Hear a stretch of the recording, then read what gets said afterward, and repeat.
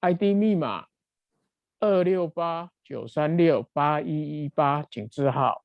OK， 再重述一次。需要中文翻译，请拨打1347-966-4114，然后 ID 密码是268-936-818，请字号。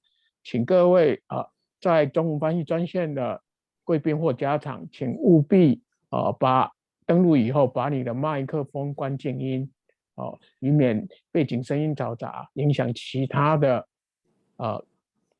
人的权利。OK， 就是这样。Thank you。Thank you. Okay, have the council members had a chance to look at the calendar meeting minutes from October 25th? Are there any objections to adopting the minutes as is? You have something? Okay.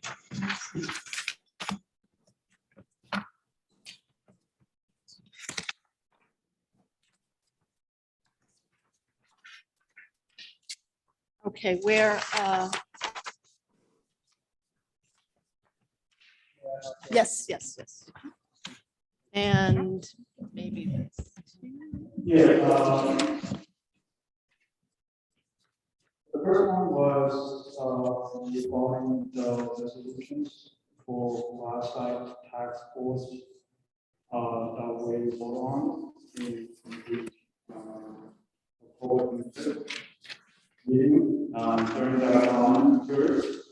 I see that the citizens that when my voice was restricted was not included in the minutes, and I believe that as a council we have to value different opinions, and even the minority voice. I feel that the minority voice was being suppressed during the meeting, and I believe that that's important. We have to admit that wrongdoing, and be sure that we are not committing the same thing again going forward. And the second one is that I don't think Alfred is this. So Alfred did vote yes on the class size task force resolution.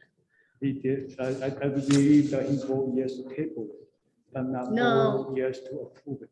No, I don't even think he voted yes to table it. My recollection is that. Yeah, this is my recollection. My recollection is I voted yes to table it. When that resolution lost, I voted yes to pass it. That's my recollection. Is there something on there that references the tabling part? Yeah. Motion to table. I thought that Nana seconded. Pretty sure the video shows Nana seconding the tabling. Yeah, it's right there. Right. And then my recollection is that Nana abstained because he just didn't have enough time. Oh, and you voted, I'm sorry, you voted to actually table, which it says you voted yes to table the vote. Correct. It indicates here. And then there, if you look down here, resolution proceeds to public comment and vote, and you voted to approve. That's my recollection. Right. So I think this is accurate. So Nana, so in the first, it's motion to table the vote, Vincent Liu, second, Nana Poku Ajakum. Then it does indicate that Alfred voted yes to table.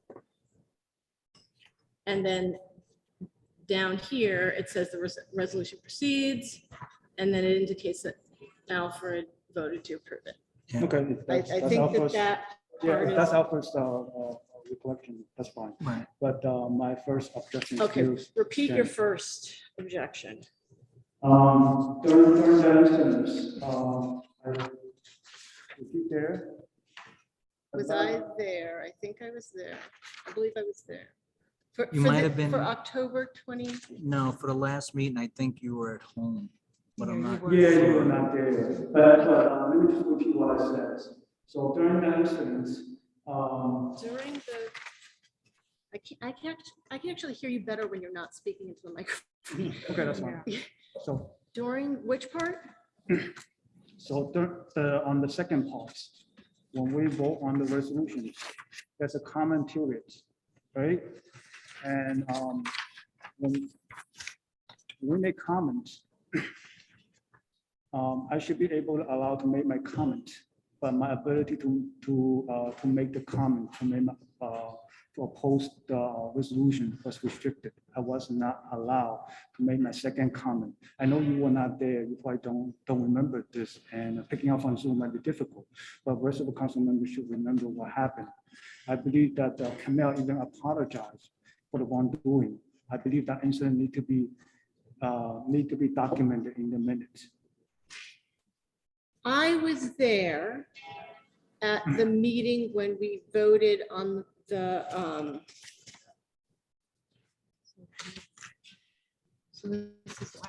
this is like, which resolution did you feel that We're talking about same resolution.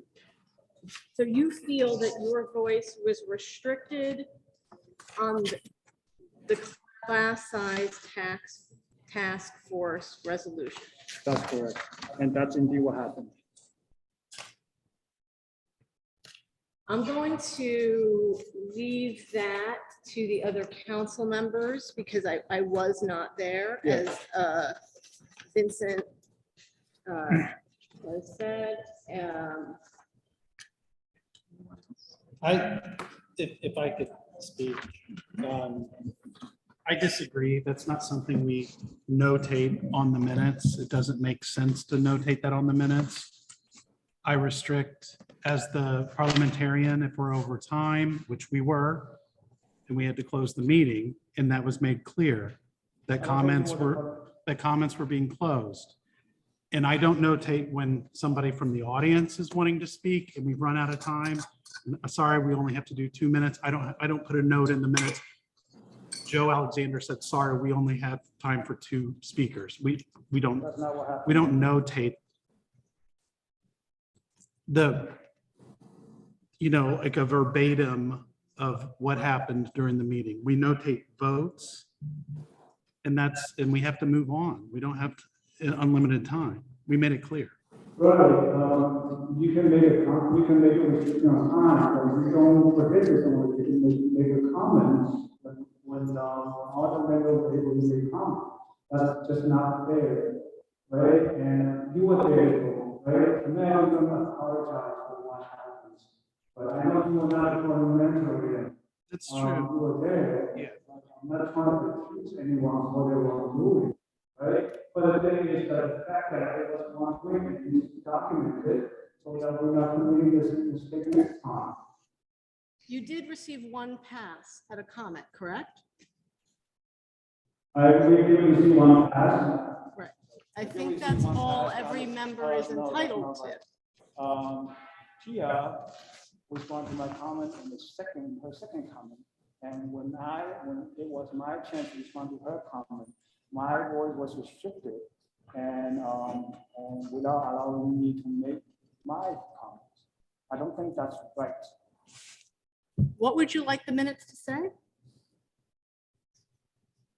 I would like the minute to say that my ability to make my second comment was restricted, even though other members of the council were able to make their second comments. Okay, so That's exactly Vincent is proposing an amendment to the minutes that his voice was restricted to make a second comment.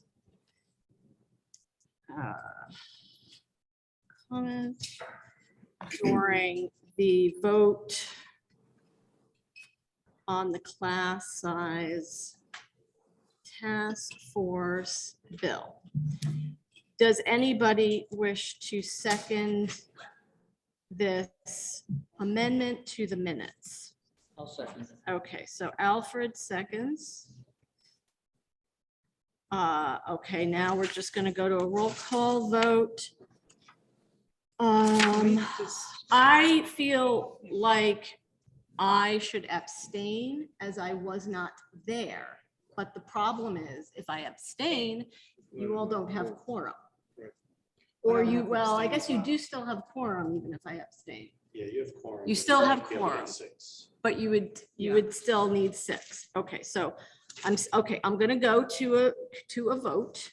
I'm not sure. Antonio can vote. I'm a member. I'm gonna abstain. I'm gonna vote to abstain. Where is my, Otherwise, hold you on. have quorum. Okay. Yeah, No matter what, you always need 6 votes to pass. yeah, for a minute, I don't think you can vote on the minute. Well, then you can't vote at all. You don't have, you need 6. So it's either it doesn't pass or you vote on it next time we have more members. Yeah, I mean, it's just, you need 6 to pass. Wait, so you're saying that I cannot vote at all, No, or you can vote. I can vote? Okay. Yeah, but no matter what, you need Minute, 6. amendment. Okay, Antonia, I am going to abstain from this amendment. Vincent, how do you vote For a minute, for your amendment to the minutes? oh, yes. Okay. And who do we have? Alfred? Alfred votes yes. Joseph Alexander? I vote no. No. Yvonne Bonda? vote no. Okay, no. And Nakia? I abstain. And you abstain. Oh, okay, so the amendment does not pass, unfortunately. Does not pass. Do we- You could motion to pass the minutes, and if you're not going to pass it, then move on. Motion to pass the minutes, and then we don't have enough votes to pass. the Exactly. minutes. Right, so the minutes do not get passed, and then what happens if the minutes do not get passed? You try to pass it at the next meeting. You try to pass it up the next. And Vince, you can make the same motion at the next meeting. to amend it. Minutes. Yes, I mean, you're new. And next meeting. Okay.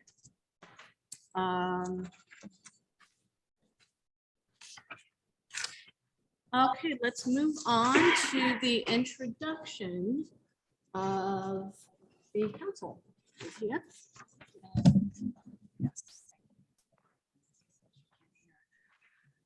Good evening, everyone. My name is Nakia Mahasa Brown, and I will be introducing, making the introduction and public comment protocol. Thank you. Okay, thank you for coming to the District 15 Community Education Council tonight. We appreciate your time and glad you could join us. For those who are new to CEC meetings, there are 32 CECs throughout the city, plus 4 citywide councils.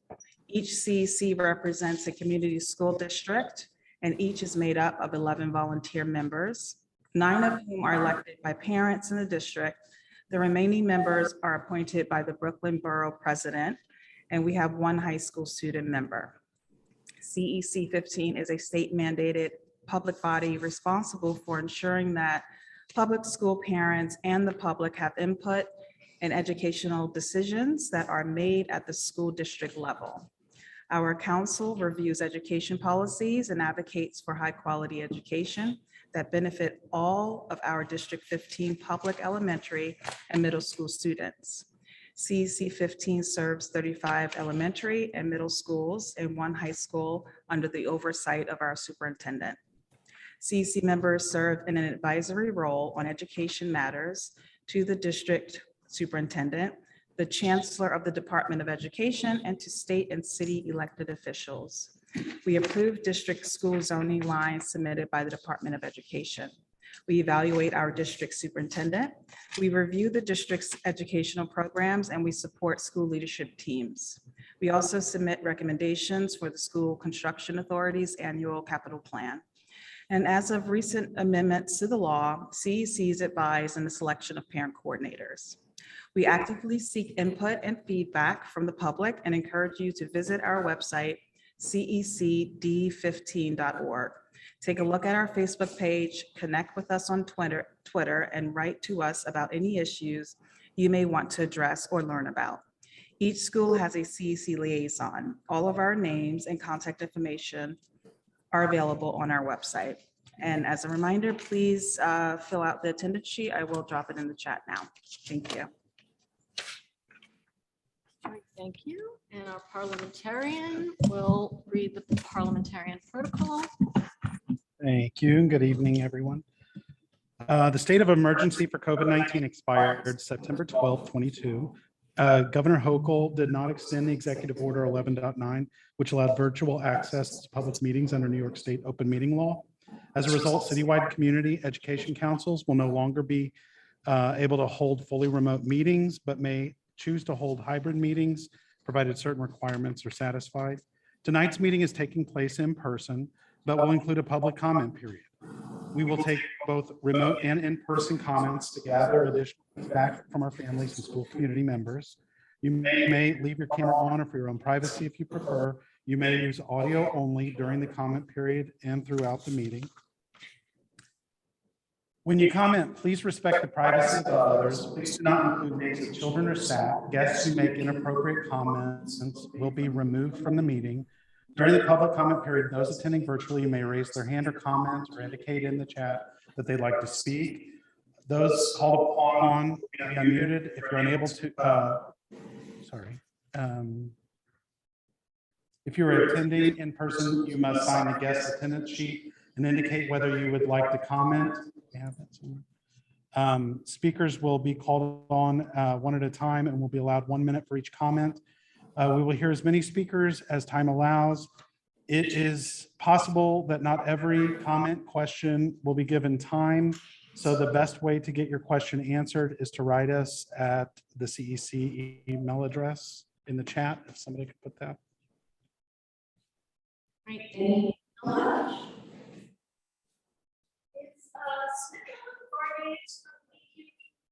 Because I have it on my agenda. She's not. Okay. So I will just move on. CEC15's the outstanding ready. She had a family emergency, and I just want to welcome you all back from the Thanksgiving holiday. I hope you all had a very nice long weekend. Wherever you were. I want to begin by reminding families that schools all have free COVID tests available to your children. Please take advantage of that. I recently learned that middle schools have an office, so kids kind of have to go to the office to go pick them up, and not just sort of hand it out. So have your children go to the office and get those COVID tests, because I spent a whole lot of money buying COVID tests recently. They get expensive at $10 each. I just want to give you some updates on what I've been up to. I haven't been to a few meetings. I had some medical things going on, but I haven't left you guys completely. I went to a testimony. I gave testimony at the November 16th City Council hearing on COVID funds. I spoke on the need to extend the deadline to use the COVID relief funds. I advocated for elementary and after school to support students academically, socially, and emotionally, and to help mothers get back to work after such a long pandemic. And I advocated to fund schools with high populations of students in temporary housing and newly arrived migrants. And I advocated for additional math support to help our children, get back on their feet after COVID. So I also highlighted the needs of PS94 and PS124 in particular. The DOE, if you don't know, they have access to $4 billion in federal funds, and there's no plan to spend it as of yet. even amongst the funds that have been allocated to programs, a little bit is actually been spent. For instance, of the 12 million allocated to restorative justice programs, only about 5% of that has been spent. Various people from DOE NYC Finance spoke and testified that they've been slow to spend federal funds because of delayed program rollout, slow hiring, and supply chain issues. They do not expect the federal government to renew the funds. Any funds that are unspent year to year can get rolled over, but they do expire after the 2024-25 school year. They stated that after 2025, there will be no funding for pre-K. They also expressed concerns about the cost of harder cases and transportation, both with particular concern for students with disabilities and their families. Harder cases are expected to rise to $1 billion. They're currently at about $800 million. The comptroller's office, AQE, advocates for children, and the UFT highlighted the lack of transparency as to where the money has been spent.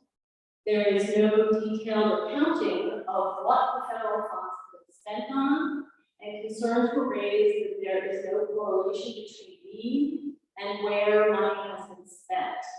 They asked whether we are tracking the impact and effectiveness of the spent funds. A recommendation for dedicated initiative codes to track spending of stimulus funds was made by the comptroller office. Many city council members spoke, including Lincoln Ressler, who was critical of what he characterized as the botched expansion of 3K. The DOE states that there are 15,000 available 3K seats, but Ressler countered that it's not a plan if all the seats are in the wrong places. As you recall, the UFT held a vote of no confidence in the leadership of the Early Childhood Division. In their resolution, they alleged that improper promises and gifts were made to CEOs in the form of school supplies, and teachers were being coerced to nominate all students to GNT placement. We had a lot of people at our chancellor's town hall raise questions about the Early Childhood Center contracts. Ultimately, Mayor Adams and Chancellor Banks committed to paying all community programs at least 75% of the value of their fiscal year 2022 contracts. In addition, they created a rapid response team that will help community providers submit invoices and get paid promptly. I also want to give you a little update on the budget cuts lawsuit. Remember that back in July, a group of parents and teachers sued the city for passing a budget without holding a vote of the PEP, and for the PEP held a hearing for families to provide feedback. The city bypassed the PEP with an emergency declaration without a clear emergency, which is something that they've done for 11 of the past 13 years. Many city council members regretted their vote after the fact, wish they had the opportunity to hear parent feedback. The judge decided that the city must reinstate the previous year's budget until a vote of the PEP could take place, but then the city appealed. And then last week, the appellate court ruled that the city did in fact violate the law, and including their use of an emergency declaration, but said that revisiting the budget would be too disruptive. But going forward, the city council can't bypass the PEP in the budget process. So the rulings have been mixed bag, and activists point out that we currently are in the midst of a mid-year adjustment process, and the budget could be fixed now. So the silver lining for me is that there will not be any mid-year adjustments. In the spirit of thankfulness, I'm thankful that the DOE has decided that none of our schools will experience a reduction of funding or have to return funds due to mid-year adjustments. They are reallocating $200 million in unused federal funds to hold their schools harmless for any mid-year enrollment losses, and schools, of course, that gain students will be compensated as usual. I consider this a partial win. We as parents may have lost this lawsuit, but we collectively showed the administration that and our city council members that we're here, we care, and we are watching. I have been so inspired by our parent advocates and by what I see going on in China and in Iran and of course Ukraine. These are David's going after Goliath, and we certainly have enough of our own Goliaths here in the US, but I have to feel gratitude for the ability to speak and affect change for our elected officials, even if it's slow and small and incremental. At that, I want to give you a little update on redistricting and our midterm elections. Since I've been away, we've had our midterm elections in very newly drawn districts, and so we are represented by a few new folks. I've been working to reach out to all the newly elected officials as they organize their offices.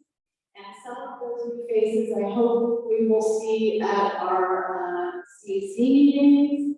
They include Dan Goldman, who is our new congressman in the 10th district, Senator Ewan Chen, State Senator Ewan Chen, and State Senator Bernardus. So we hope that they come to our meetings and we get to meet them in person soon. So thank you. Let's see what's next on our agenda here. Next is our superintendent, Rafael Alvarez.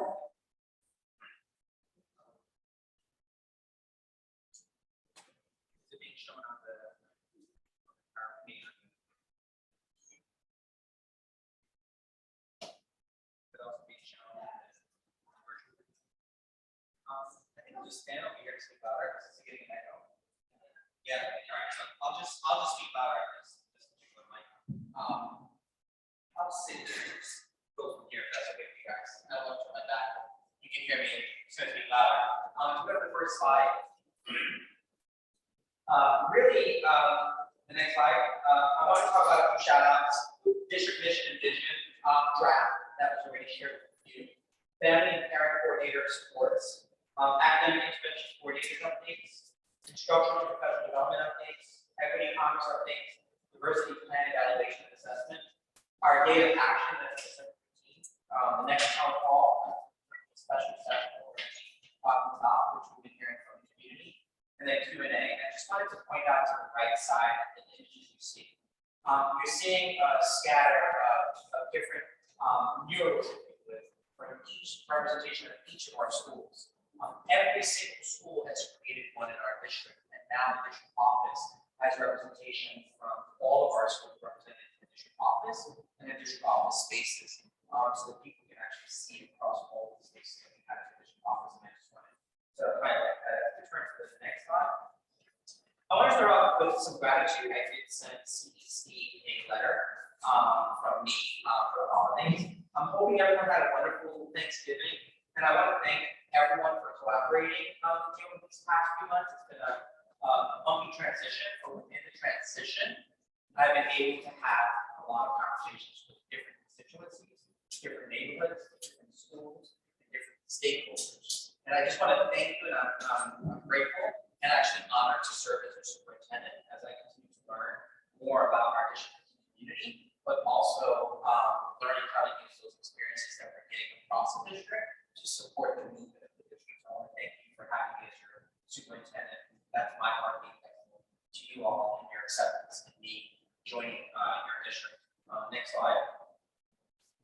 It's really a month of November, so it's time to celebrate how thankful we are. So our team would like to express how thankful we are for our principals and their staff who are working tirelessly to support our students and families, especially post-COVID, where we know there are huge instructional gaps, and they're committed to all of our students and trying to close those gaps. And I'm starting to see that as I do visits across schools. So I'm going to thank all those that are part of that work. Next slide. I also want to shout out our District 15 principals. This is a year of learning and professional development where all of our school leaders are engaged in really looking at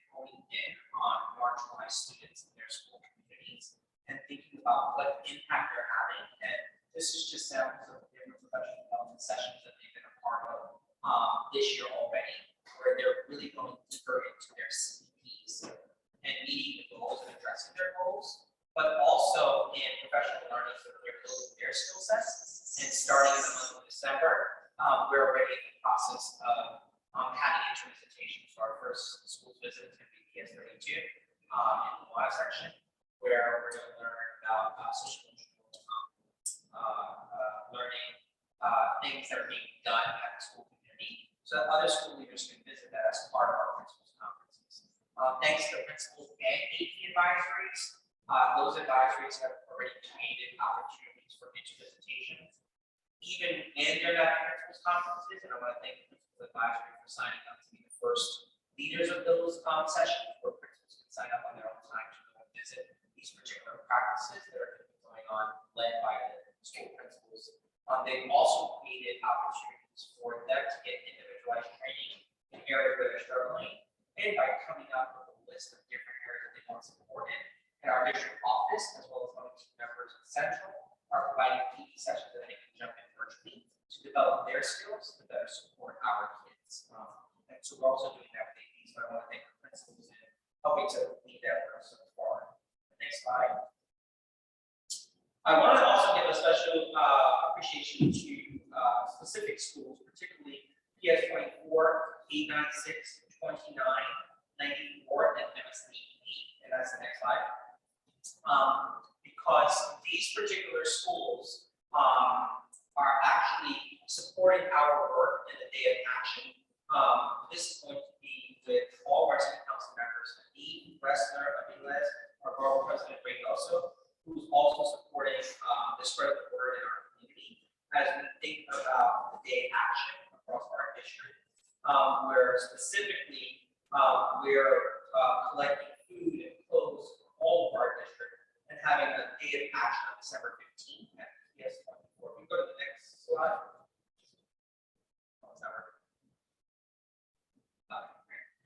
And so it's really to support our students in temporary housing families who are food and clothing insecure.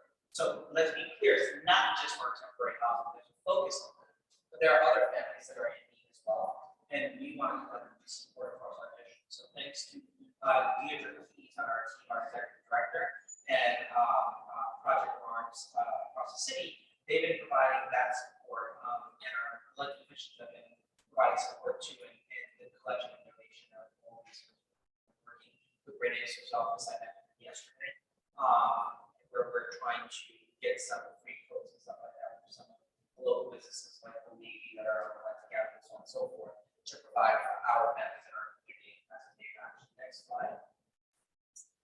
I would be remiss if I talk about Thanksgiving, but in reality, it's not only just Thanksgiving, it's Native American Indian History Month, November, and the month is a time to really recognize and understand the events of the past, celebrate the rich and diverse cultures, traditions, and histories, and to acknowledge the important contribution of the Native people of the land we currently occupy. So, in giving homage and respect to that, there's also a site on the DOE where further information, resources, books, events that have extended throughout the year, not just the month of November, as we recognize a particular group of people on a monthly basis. But that doesn't mean that we don't celebrate and learn about those people on just that month. And that includes Black History Month, Asian Heritage Month, Hispanic Heritage Month, continuation of just giving recognition that we should be celebrating the diversity that we have. We do this over District 15. Next slide. So this slide here is a template of what the district logo so far is going to look like as we move forward. It's not finalized.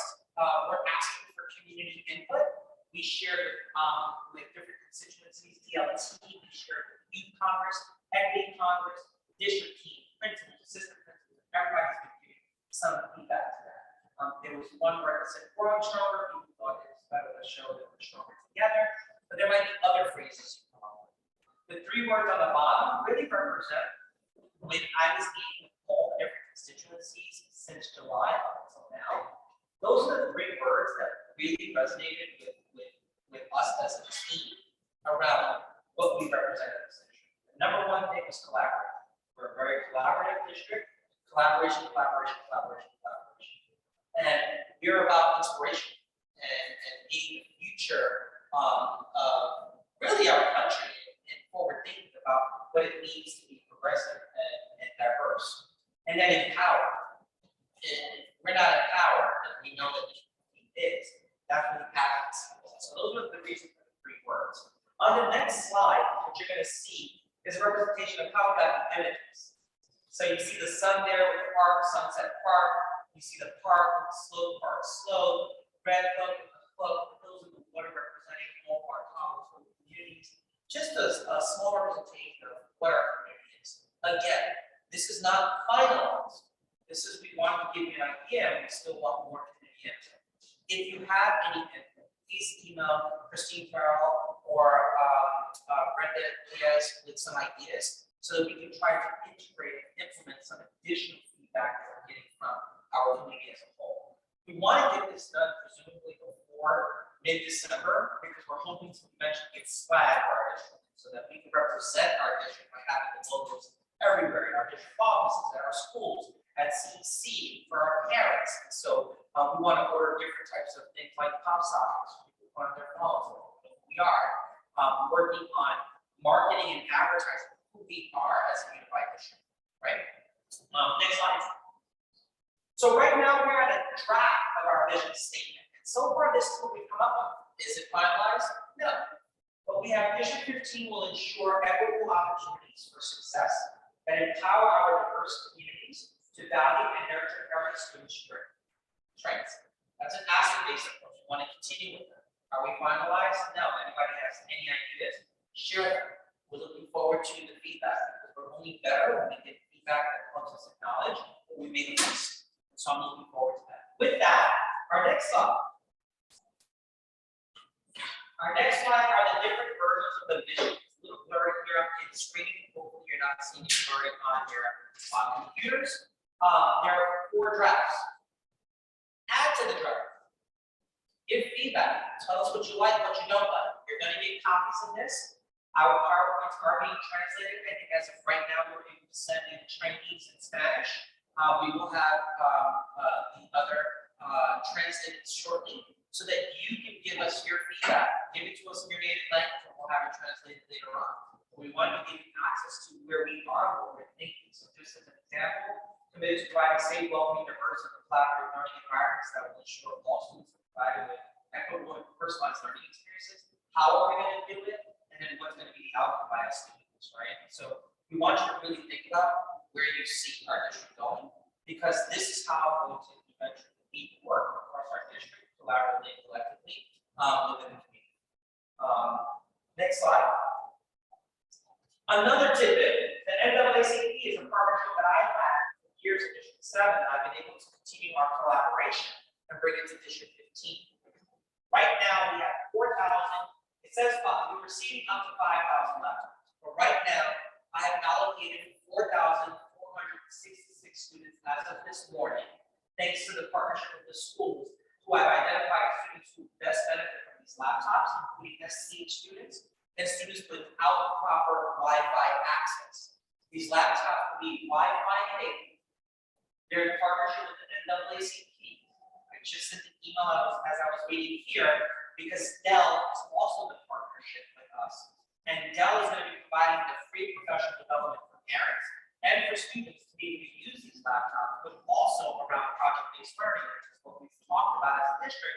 They're also going to be focusing on school-wide model project-based learning. So we're going to be getting free PE offered to schools virtually to do this particular work.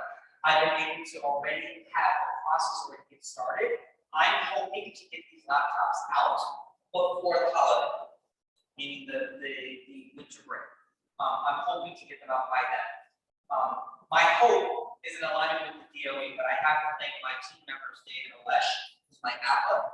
He was able to create a spreadsheet, which I was able to get 4,466 names on a spreadsheet by school, by individual student, which is going to now help the DOE process that a lot sooner. These computers are in partnership with the NAACP, who gets awarded funding through City Council in partnership with the DOE. I was selected as one of those districts with my former partnerships, but also my strong advocacy and understanding that while District 15 does have affluent families, we still have some struggling families, and that we too should have access to these resources. So, also, please note these resources are to be able to take home. And supposedly the children are supposed to be able to keep them as well. But they can go beyond the 5 years. It's just that the contract will cover 5 years of maintenance, meaning that if it's damaged or broken, that they will be able to care for replacement. The DOE will be monitoring these devices because obviously they're the owned by the DOE. They will still stay with the children. So what will happen is that these devices can't be used to do certain things. Right, they have access to websites and so on and so forth that are age appropriate for children to be able to access and utilize, and the apps that schools are currently using that can utilize on those laptops, so the students are able to do their work and not be excluded from what other children are able to do, ensuring that we have access for our kids. I just want to share that next slide. I'm going to ask Christine to talk about this on family updates and parent coordinator support.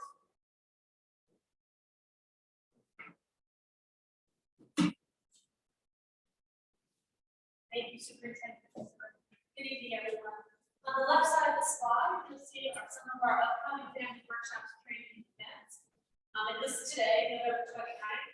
Earlier, we had a workshop given by our supervisor of social work, Larry Dodson, who talked with parents and answered questions from parents and shared resources with parents about learning the signs of child anxiety, how to recognize child experiencing anxiety for various age groups, and some strategies for dealing with it.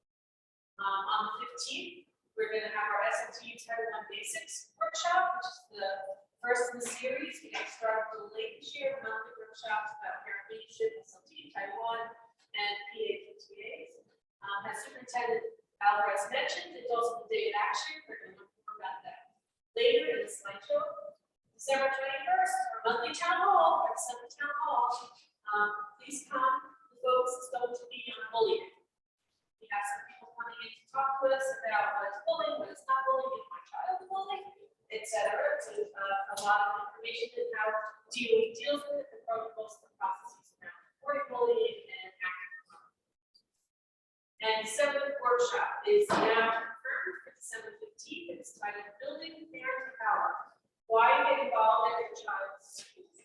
And that's basically a primer for parents about how do you cross that threshold and become a partner and an ally with your principal and your teachers and everyone in the school building so that you ensure success for your children. We also do a series of things for our parent coordinators. You see that the title of the weekly newsletter, I guess you call it, called Ready for the Week. It goes out every Sunday night, and it's an aggregate of all the information parent coordinators will need for that week. It has the deadlines, it has parent opportunities, it has professional development for themselves, professional development for parents, job opportunities to be shared with parents.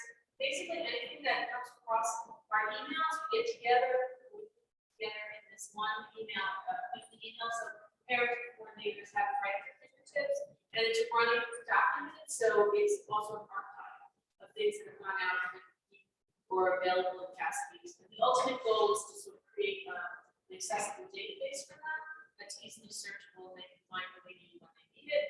Our goal is always to have, whatever the issue is, the problem that parents are encountering, resolved at the school level.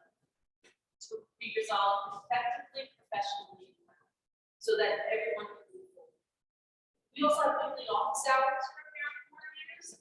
That's an optional, it's like a pop-in, just come and tell us what you're encountering this week, share. It's a great support for each other. They basically solve their own problems in the room. And I would say on a weekly basis, about 2/3 of our parent coordinators come. So it's very good.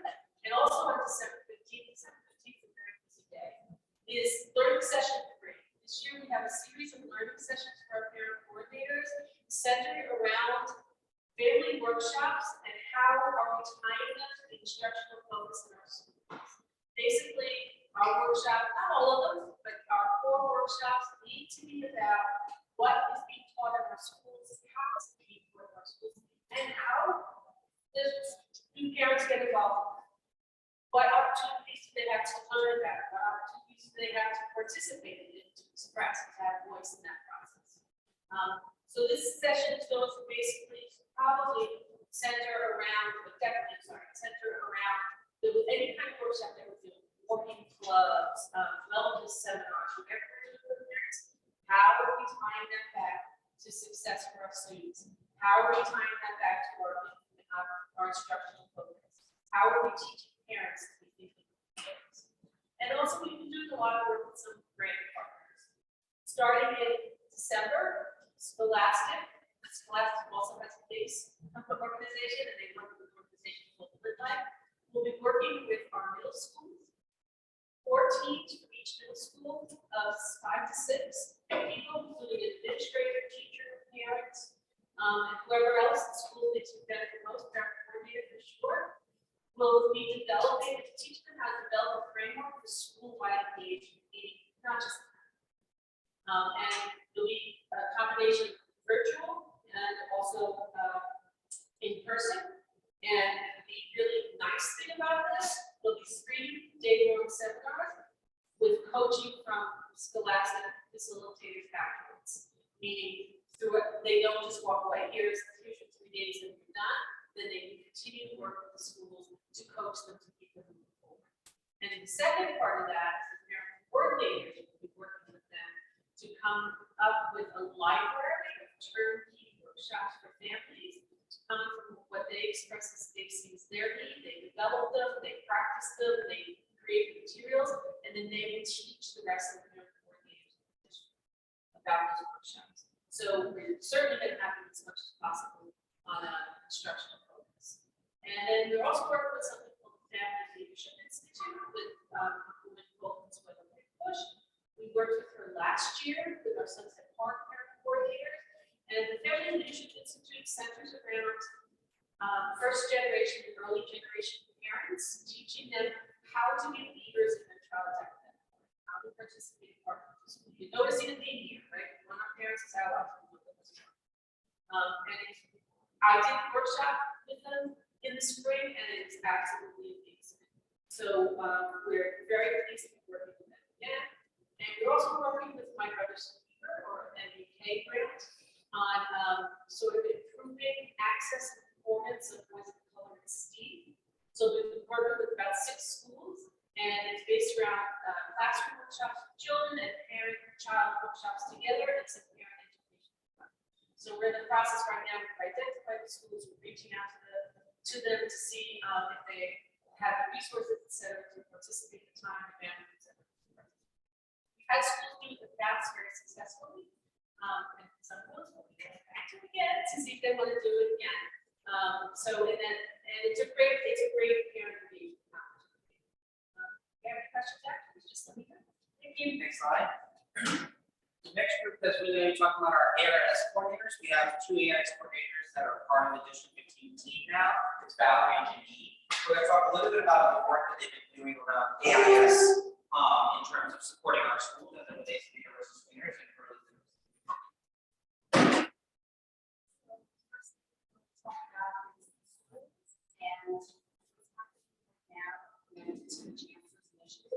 To identify students at risk of dyslexia. It's piloting this program.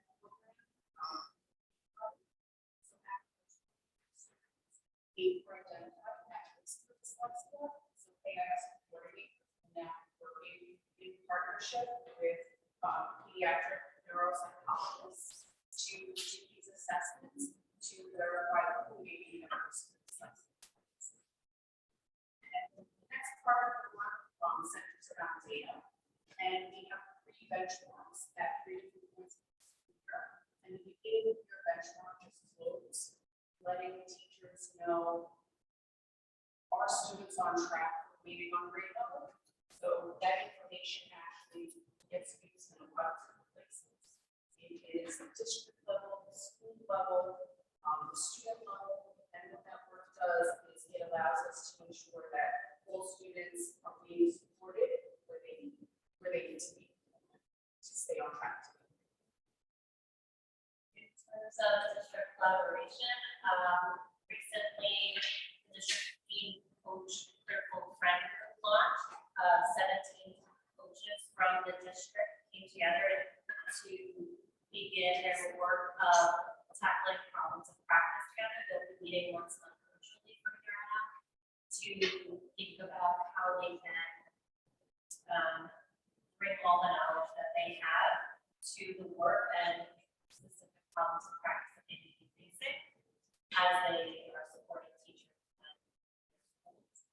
And then in terms of professional development, each month, as AIS coordinators, we attend the assistant principal conferences and work with a small breakout room of principals who are working on thinking about MTSS and multi-tier system of supports and how they are aligning their data, assessment data they have to the instruction inside of their schools, inside of multi-tier system of support. And this is something that the system self-selected to participate in that work together.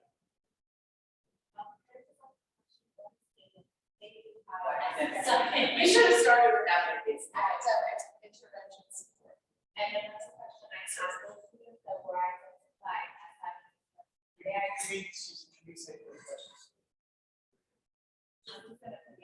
Just as a clarifier, the students that were screened at PS 295, dyslexia pilot school, they were just screened for being at risk for possibly having reading difficulties. They were not screened and then identified as being dyslexic. So just, yeah, Right. And with that piece as well, it is anonymous. So the partnership with the EPIC program, do not know the students' names. We de-identify them with a number. And that's how we are working with, this particular student sort of this space. So it's an anonymous pilot program in partnership. Next slide. Instructional team updates, that's going to be Deirdre, so talk about a few of the instructional team updates that we have from our team and how our instructional team is supporting our schools. Thank you, everyone. So a few of our instructional team have been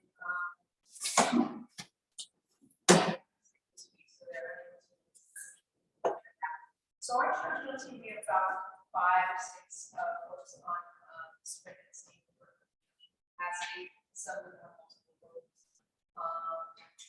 All of them, all of the instructional team have very, very diverse areas that they work. So just one of the things they were bringing to schools. There was part of the district point team meeting, they attend IRC meetings, they attend meetings. They have a deep relationship with a certain amount of our schools, while they are also working on instructional.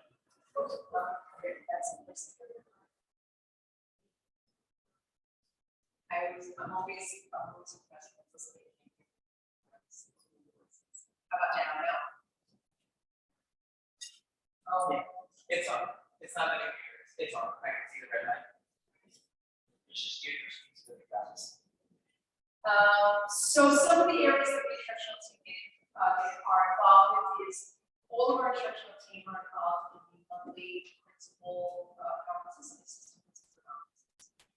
Creating those. Within those conferences, they're also responding.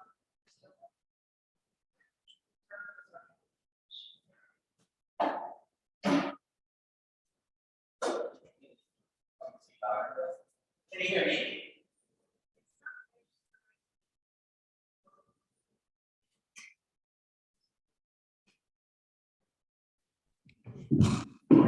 Okay. Now? Yeah. Can you hear now? Yeah. It was on mute. It was on mute. Okay. Okay. All right, let me. Sorry about that. So Deirdre Keys-Cayuba, representing the instructional team for District 15. So our instructional team, just to go quickly back a little bit for those of you who didn't hear, the instructional team has many, many different responsibilities. Some of those responsibilities include intervisitations with schools. The team also attends, has active involvement with session planning with the leadership team. They also have classroom coaching and instructional walkthroughs. All of their work is grounded in the data that they look with schools. All of our team has schools that they have deeper relationships with that they're assigned to, where they look closely at the data. They work with the instructional leadership teams. They work with the attendance teams and look at that data to make sure to create action plans to improve student outcomes. The other thing that the team does is we have monthly conferences with principals and assistant principals. The team are actively involved in creating that workflow. Within that workflow, they're also involved with comprehensive CEP instructional groups. That's comprehensive educational plans that every school is responsible for. And they work closely with schools on monitoring progress and ensuring that they can meet those goals. They also work with both principals and assistant principals in instructional breakout groups. And that is a good amount of their work, working directly with school leadership in that area. Along with that, they attend literacy and math monthly meetings that come from a central level.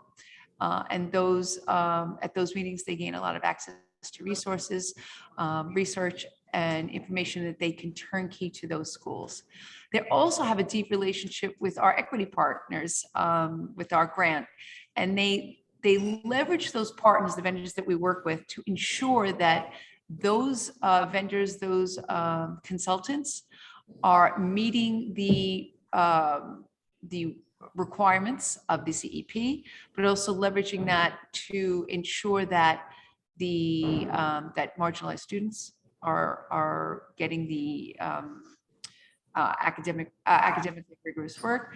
And they're also ensuring that areas that we've identified as a district are areas that trends and patterns that we have realized are areas that we need to work on are being that our consultants are addressing those issues. So they're the instructional team has a lot of different areas that they're working in. Next slide. I don't know why I keep thinking it's me. And then in particular, this is some information from Jessie Startup, our math lead. She is working her math goals this year, just to drill down a little bit, empowering the math teams, working with MTSS in math, ensuring that the math instruction is culturally responsive, making sure that there are research-based core math curriculum. We're going to be in the spring, we're going to be looking at that more closely to ensure that all of our schools have research-based curriculum in math.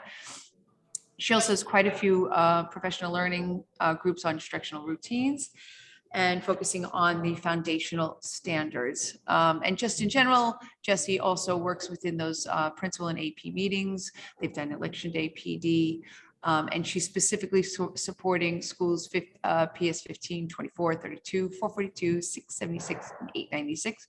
And I'm going to say the brackets there mean 38 partially. So she does a lot of coaching, does a lot of walkthroughs, supports leaderships. And I can say that our instructional team is all over the place, all over schools, and they have a very, very robust calendar. Thank you very much. Next slide. So Equity Congress updates, I'm not going to go into details, but just know that our Equity Congress is working with Denise Williams. She's from the SPACE office. The SPACE office is the Strategic Partnership for Advancing Collective Equity. What she's really doing is having schools look at data to make informed decisions and address disproportionality at schools. And so she's training each of those equity team members how to go back to their schools to look and pull holes at disproportionality data so that schools are now focusing on that.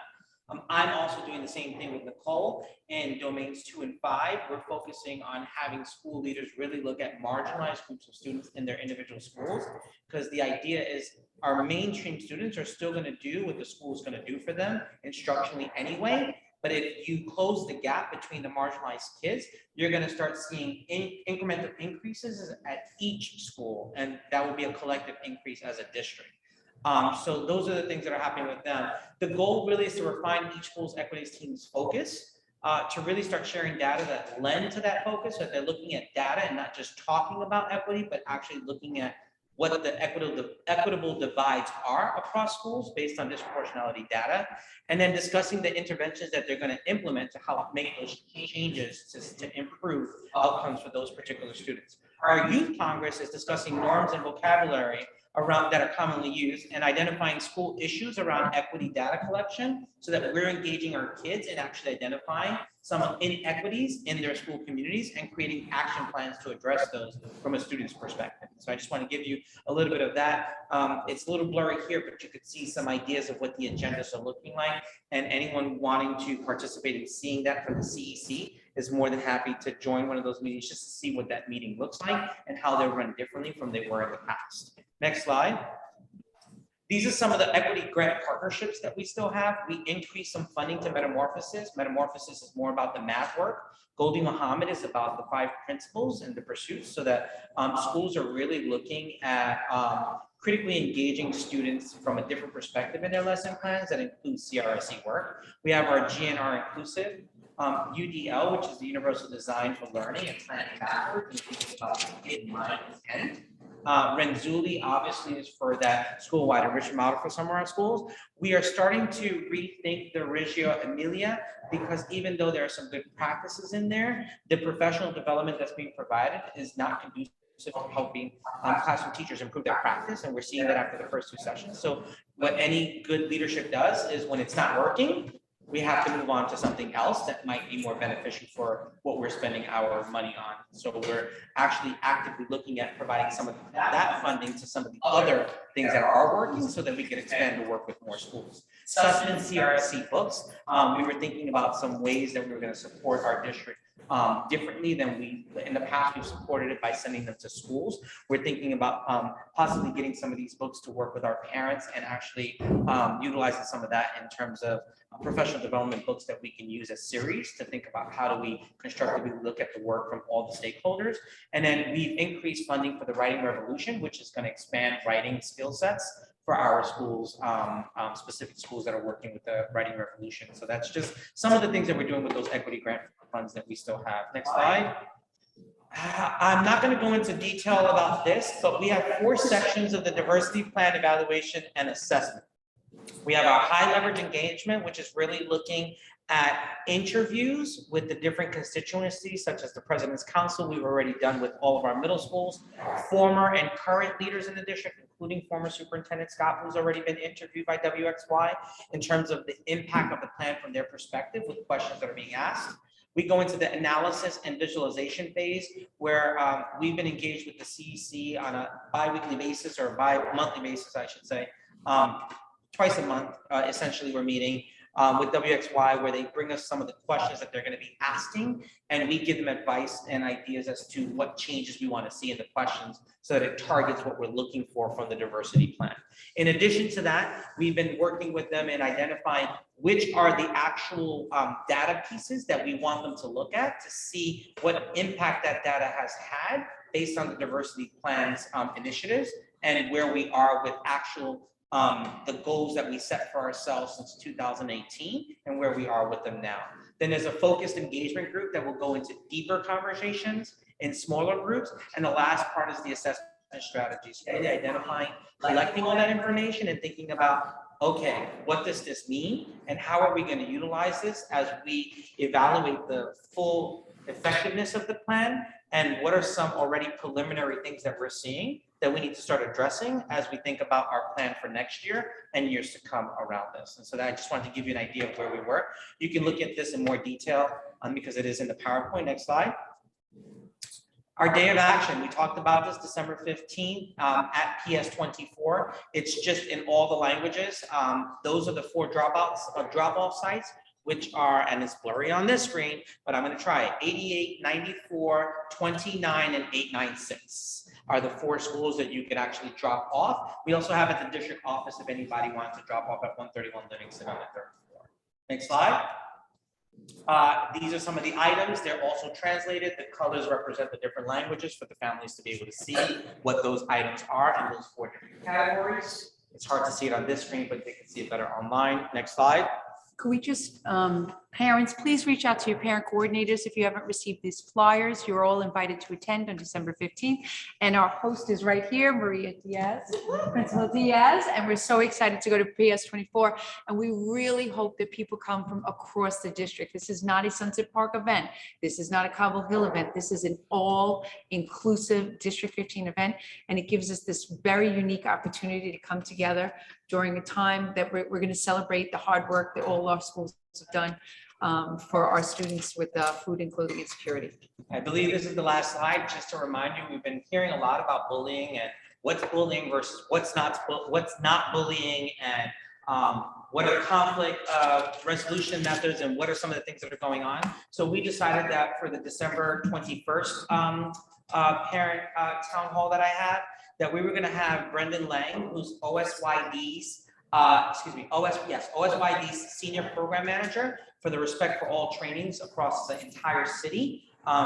He's going to be presenting around what's bullying and what's not bullying, so parents can then ask the question from the DOE's perspective, what constitutes this versus that, what the regulations are, and what the policies are around what we do. For example, one thing that I know is that when a parent feels that the child is bullied, the first person that the DOE, from the DOE stance, is that we move the child who feels bullied from the threatened situation. Parents don't like that because they feel that their child is being punished. And he can go into further details as to explaining why that policy exists the way it does. And then letting us know what those rules are so that we collectively as a district kind of understand where these policies are. We may not agree with them all, but these are what the policies are. And advocacy just means how we can change it in other methods and ways. And so with that being said, next slide. Q&A. Well, thank you. That was action packed. Can you just slide that all back this way? Before we move on to the public comment, I just want to point out that there's a lot of food over there, and nobody has gone and opened it up. And if you don't eat it, we're going to have to bring it home. So please make a plate for yourself and enjoy being here. So I will turn it over to my parliamentarian to do the public comment period. Hopefully it's on the microphone. Yeah. Questions or comments for Superintendent Alvarez or any of the co-presenters that we are seeing? Please raise your hand. Come to you, share the screen.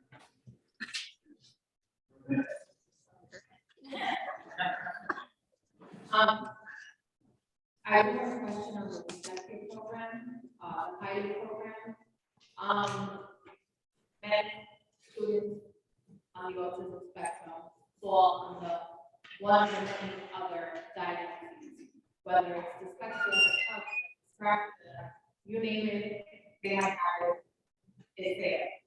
I know it's pilot program at 295. I know you said that it's 8 students out of 23 that have been identified as students that could potentially have dyslexia. What is the district doing as a whole to ensure that all students are being assessed and evaluated to ensure that they're not falling under that criteria, whether it's dyslexia, dysgraphia, dyscalculia, and that they are to be evaluated by a neuropsychologist to determine if they fit within that category, because we have to see the differences between a school psychologist, which is a master's degree, and a neuropsychologist, which is a doctor, and there are different skills of training and who can evaluate what.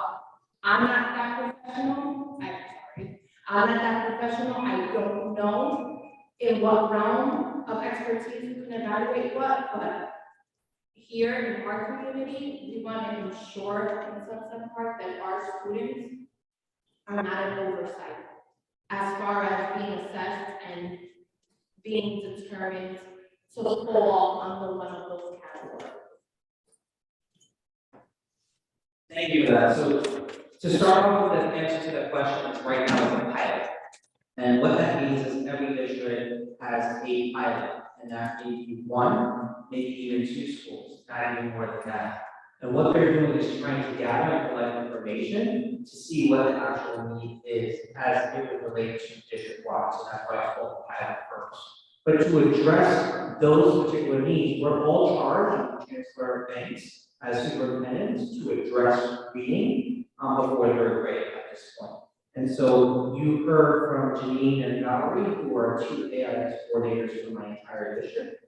They are working currently with specific schools where we're seeing patterns and trends, and they're using the University of Virginia data that's about the foundational skills of literacy to work with those schools to build capacity at schools to provide support to students who struggle with reading because they're using the science of reading, which is research-based, as opposed to just using strategies or selecting any book to say, this is the program that we're going to use to address this. They're going through the actual science of reading and teaching teachers what signs to look for and try to address early on in literacy to close those particular gaps. While this pilot is going on, in hopes that when the mayor sees the results of the pilot, that it will continue to expand. Right, but the parent hears the word pilot, and it's like dyslexia, dyscalculia, dyspraxia, all these diagnoses, they're not. So you hear the word pilot, it's like.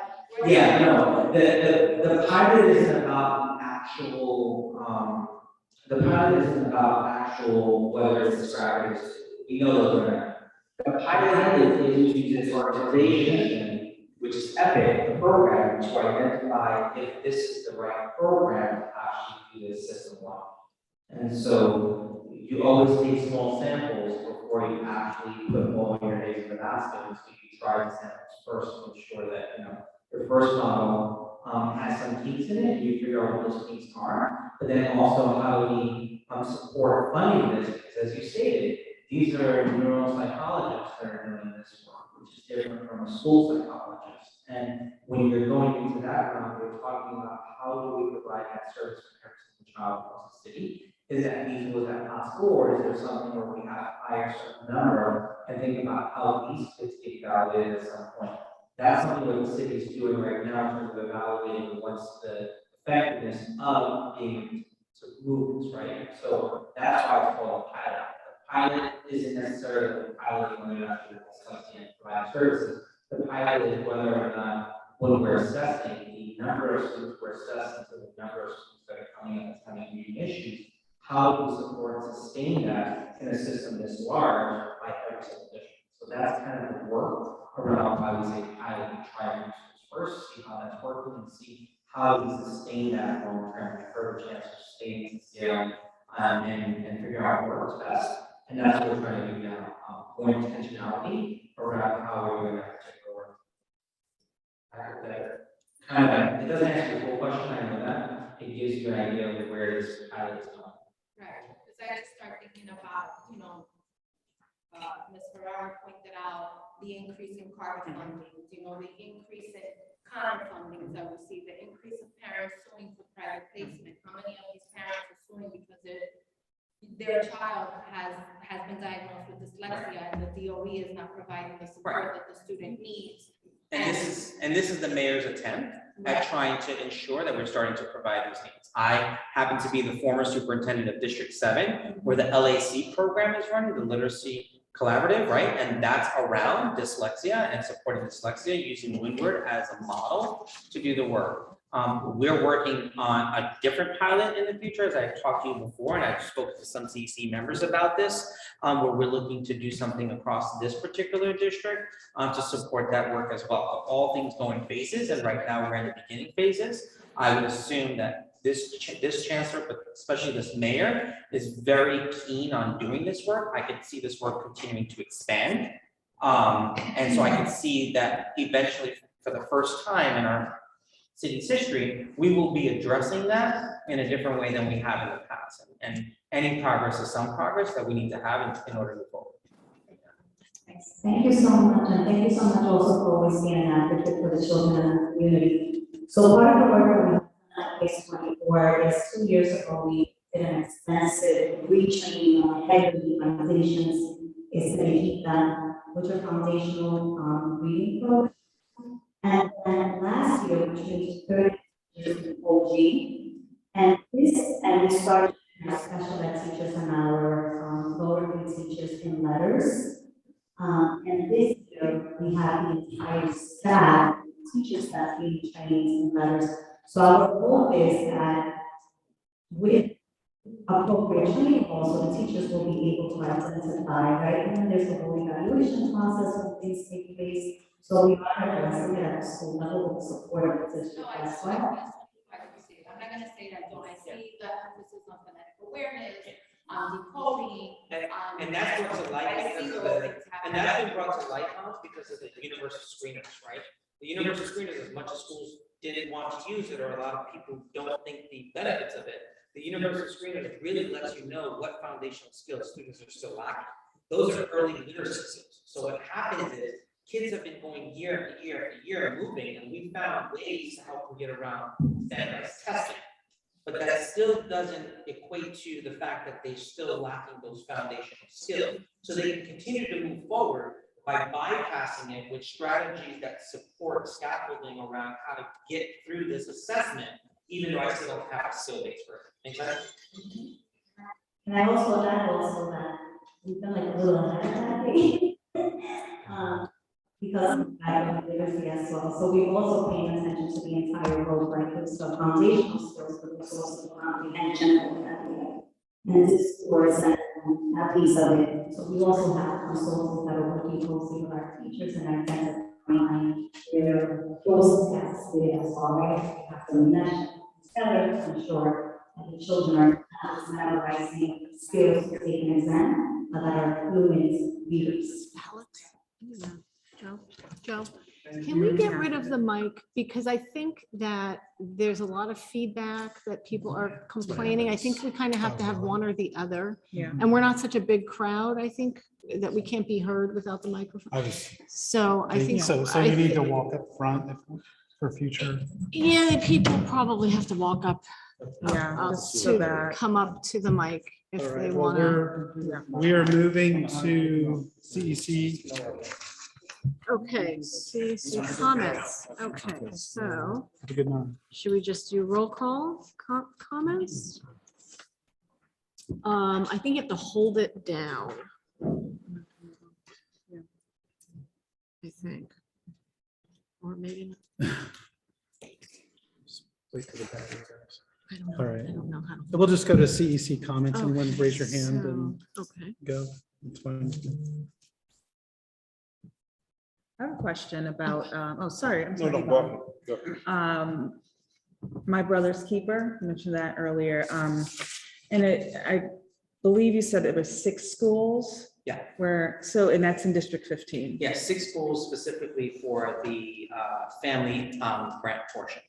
District 15 gets a lot more significantly smaller funding than other districts do based on the number of students in terms of proportionality to the funding that the state allocates, because it's also not just that they're allocating for students that are Black and brown, but students that are Black and brown and struggling with all these other methods. So yeah, Okay. right now there's 6 schools that Christine is working with the families and the parents.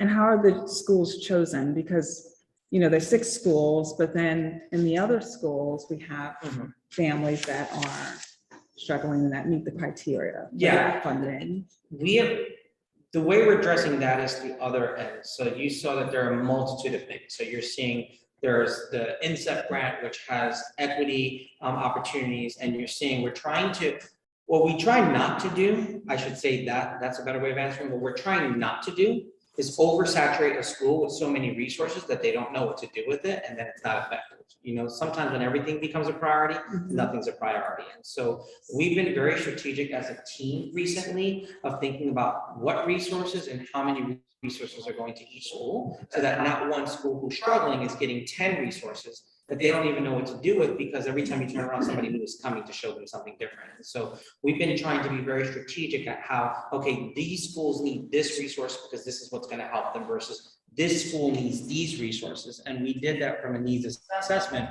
where my team members had gone out to the schools and had conversations with school leaders around what the needs were. And so we try to change and shift how schools are getting supported, because what we found in the past is, for example, a CSI or TSI school, which is a school not in good standing, would get all these resources, and on a daily basis, new people are coming in every day. So even in our CSI, TSI schools, there is that requirement. What we've done now is that the team goes collectively as a whole team one time with the whole team to analyze the school collectively together. And so we're trying to address the schools by giving them what their immediate needs are first and prioritizing how we share and scatter the resources so that there is need for each kid at each school based on the school's specific need. So sometimes the schools ask us, hey, we want PD and math because we're seeing this in it. So we'll prioritize that they get that support because we know that they're going to maximize it. When you're vested in wanting something, you're more than likely to be a part of it. When you're told to be a part of something, sometimes you do it out of compliance. And so what benefit do you get out of it? And so we're more intentional about less is more, but more intense. Great, thank you. Yvonne? Yes. Quickly, I just wanted to commend you that you are putting your team together with the parent coordinators hiring, because I participated in the process of interviewing future parent coordinators, and they were mentioning the things that you just touched a few minutes ago, making wellness programs for the families, family nights, so they will get together and work with the families and the schools. So I think that now in our new role of being part of the hiring process, I think it's such a great thing to do for the schools. The building parent power is going to be in the school, it's going to be virtual, or Which one again? the building parent power. So we're virtually because we have a larger participation rate. So we've been averaging about 70, 75 people. And those are during the day, this will be the evening, so I expect that to be more and more. So I'm always commending Christine, because I work in the past together with her, especially in terms of SLT and the Title I for all my parents, so they will know what they need to know and to do in those meetings. I will also want you to ask if you can add me into your Equity Congress, if I can attend a meeting just to find out what it is. Please. Yeah, please. And the last thing is the diversity plan. I know you very well detailed the things that you are going to be doing, but do we have a number of how many schools have a diversity plan or diversity committee in their schools as now? Or what happened between, the last 3-4 years? Yeah, that's what I'm doing. We're trying to assess what the results were in the past 3 years of the diversity plan being into effect. And in all honesty, there are some areas where some things were never addressed. In some areas, some things were addressed in detail.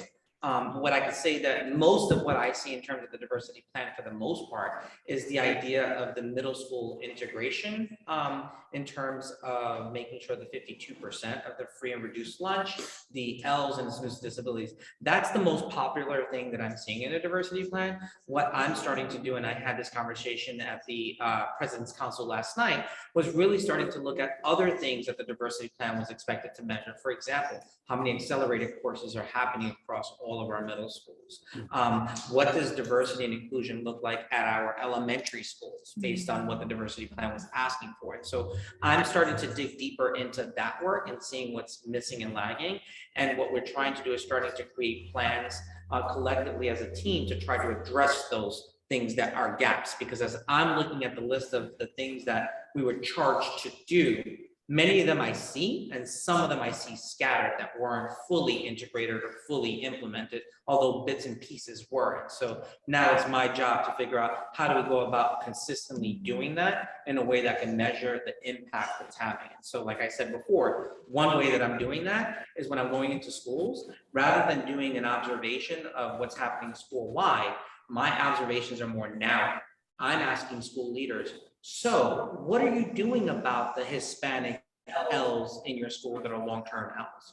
What are you doing about the students with disabilities who happen to be Black students? And so I'm being more intentional in targeting about what are you doing for this population differently than you're doing for the rest of the school community? Because what I've been hearing a lot is what we're doing for the whole school community. But if we're gonna move the work in terms of really talking about equity, really talking about inclusion, what are we doing to address the kids that consistently sit there and because they're compliant, we think everything's okay, up until the point where we're saying they're not on grade level, and then all of a sudden everybody needs an IEP, or all of a sudden everybody wants to be held over or being sent to summer school.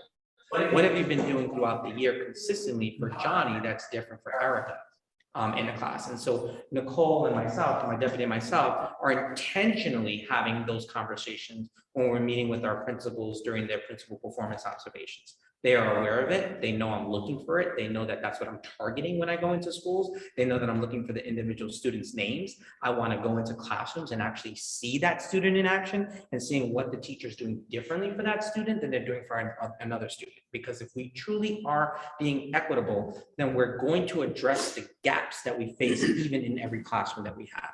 And so being intentional about the teacher supporting all kids in the class, but them being a little more intentional about how they're providing that individualistic support to the students that struggle most in their classes and having the tools necessary to do that. So that's about professional development, which is why you keep seeing all the list of PDs around this, because I'm going to exhaust as many professional development opportunities for our staff to be able to support teachers to be able to do this work.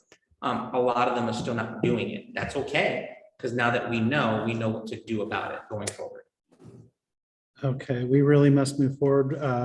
Vincent, Alfred, or Antonia, any last question? Margaret? I have one quick question. Has this issue yet surfaced in your conversations with WXY? Because I'm hearing it a lot. There are 6 through 12 schools and they have lost their Title I funding, and the majority of the need is in that 9 through 12 bracket that isn't really like covered by the WXY plan or impacted. They were impacted by the plan, but they weren't part of the plan. Yeah, so the plan includes your 6 to 8, correct? But when you're 6 to 12, you're a part of that too. When you're a K to 8, you're also a part of that, because even in a K to 8 school, students can still apply to that K to 8 school. Traditionally, the 5th graders just keep moving on to the 6th, 7th, 8th grade, but you can still apply to go to school. So the school would be impacted by that as well. Same thing's gonna happen in 6 to 12. To mitigate those circumstances, I've already met with Sharon Rencher. She's the one who helps oversee what's happening with the state as it relates to Title I funding. We've already been in conversations. I already have a meeting with her December 6th to try to mitigate the circumstances to prevent schools in our district who are going through this diversity plan to see the impact of this plan, to prevent those schools from being targeted based on that threshold of the percentage in order to not receive Title I because of what we're doing in the diversity plan. Right. As I stated last night in the President's Council, we have the boldest diversity plan within all of New York City. There are 4 other districts. We have us, we have 3, we have 2, and we have 13. The closest one that comes to us is District 3 that has a 25% integration. We are more than double that. We're at 52%. So we were more progressive in that role. I am aware that this is set forth by the city and in terms of the policies of the Title I funding, because as you know, Staten Island is at a 47% threshold. We are at a 60% threshold. So what we're going to do is work with Sharon Rencher to think about working with Rita Joseph, the City Council Educational Chair, talking to Chancellor Banks and some of the senior leadership and Sharon Rencher to see what can we do with District 15. Like I proposed it Brooklyn, but then I said, if you can't do Brooklyn, I get it, but can we do 15 specifically because of this diversity plan and how bold we were? We don't want to impact the services that students are receiving because we were bold in trying to do what the state is asking us to do, which is to integrate our schools. So why be penalized by integrating our schools and still losing the funding, and we're still early on in the process. So I'm working on that. Okay. I just can't give an answer, a definitive answer to that yet because I haven't met. But what I have been able to do is ensure that we have these conversations before the deadline cuts, because it's my understanding that last year, what happened was they recognized the need to do this. It just passed a cutoff date for it to be finalized, right? The date had passed when they could have made that change.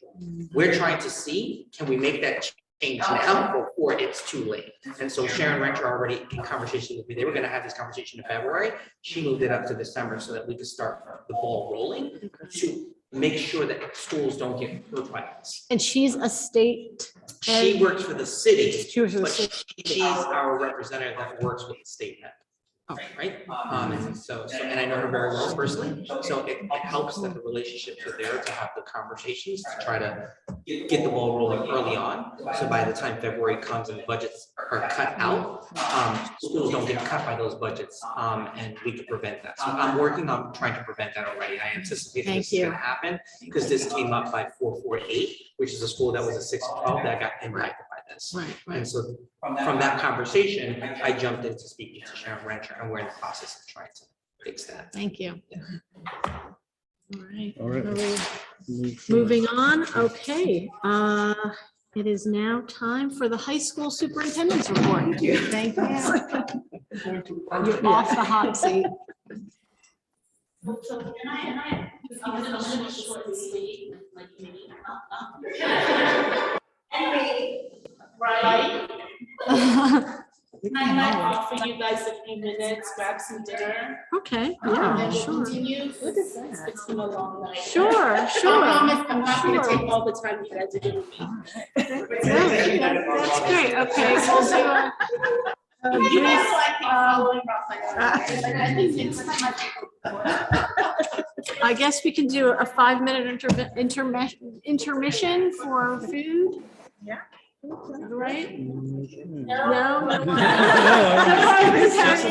He's like, no. You're not gonna lose any time. I'm giving you the 5 minutes out of my schedule. Muscle watching. I'm sorry. Muscle watching you in permits. Oh, yeah. No, we're here till 9:30. And this is not gonna be on the agenda. She's not here. I don't know how many people. I'm not prepared for that. Nancy's not here. I'm prepared to give a report, but is anybody else? Well, we all gave it. You all gave it? Yeah. No, I mean, last meeting. You did, Vincent, no? Vincent, more, yes. He spoke after.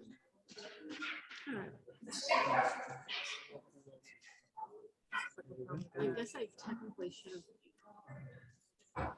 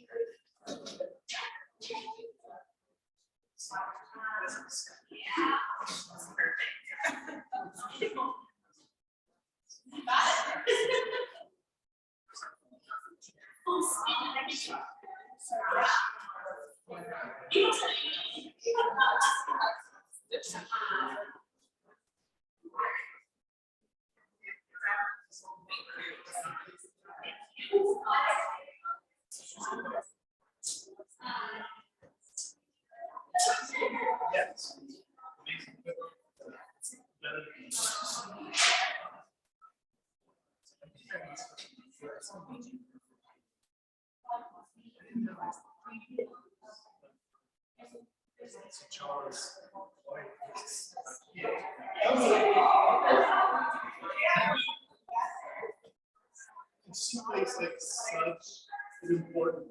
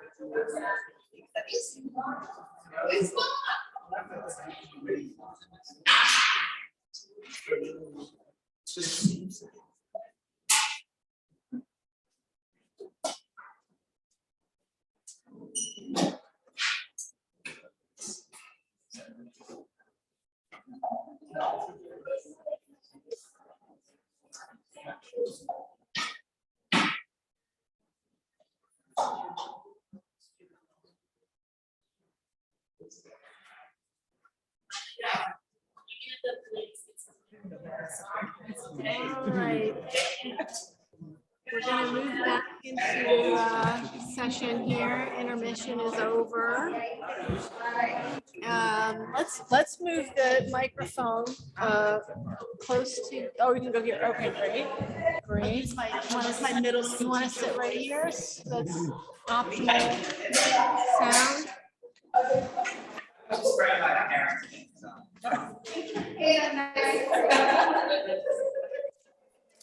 All right.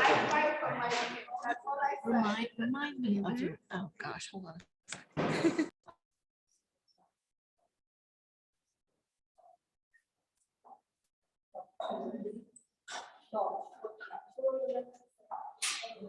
Okay, guys, we're gonna hear from you at Chew from Brooklyn North. All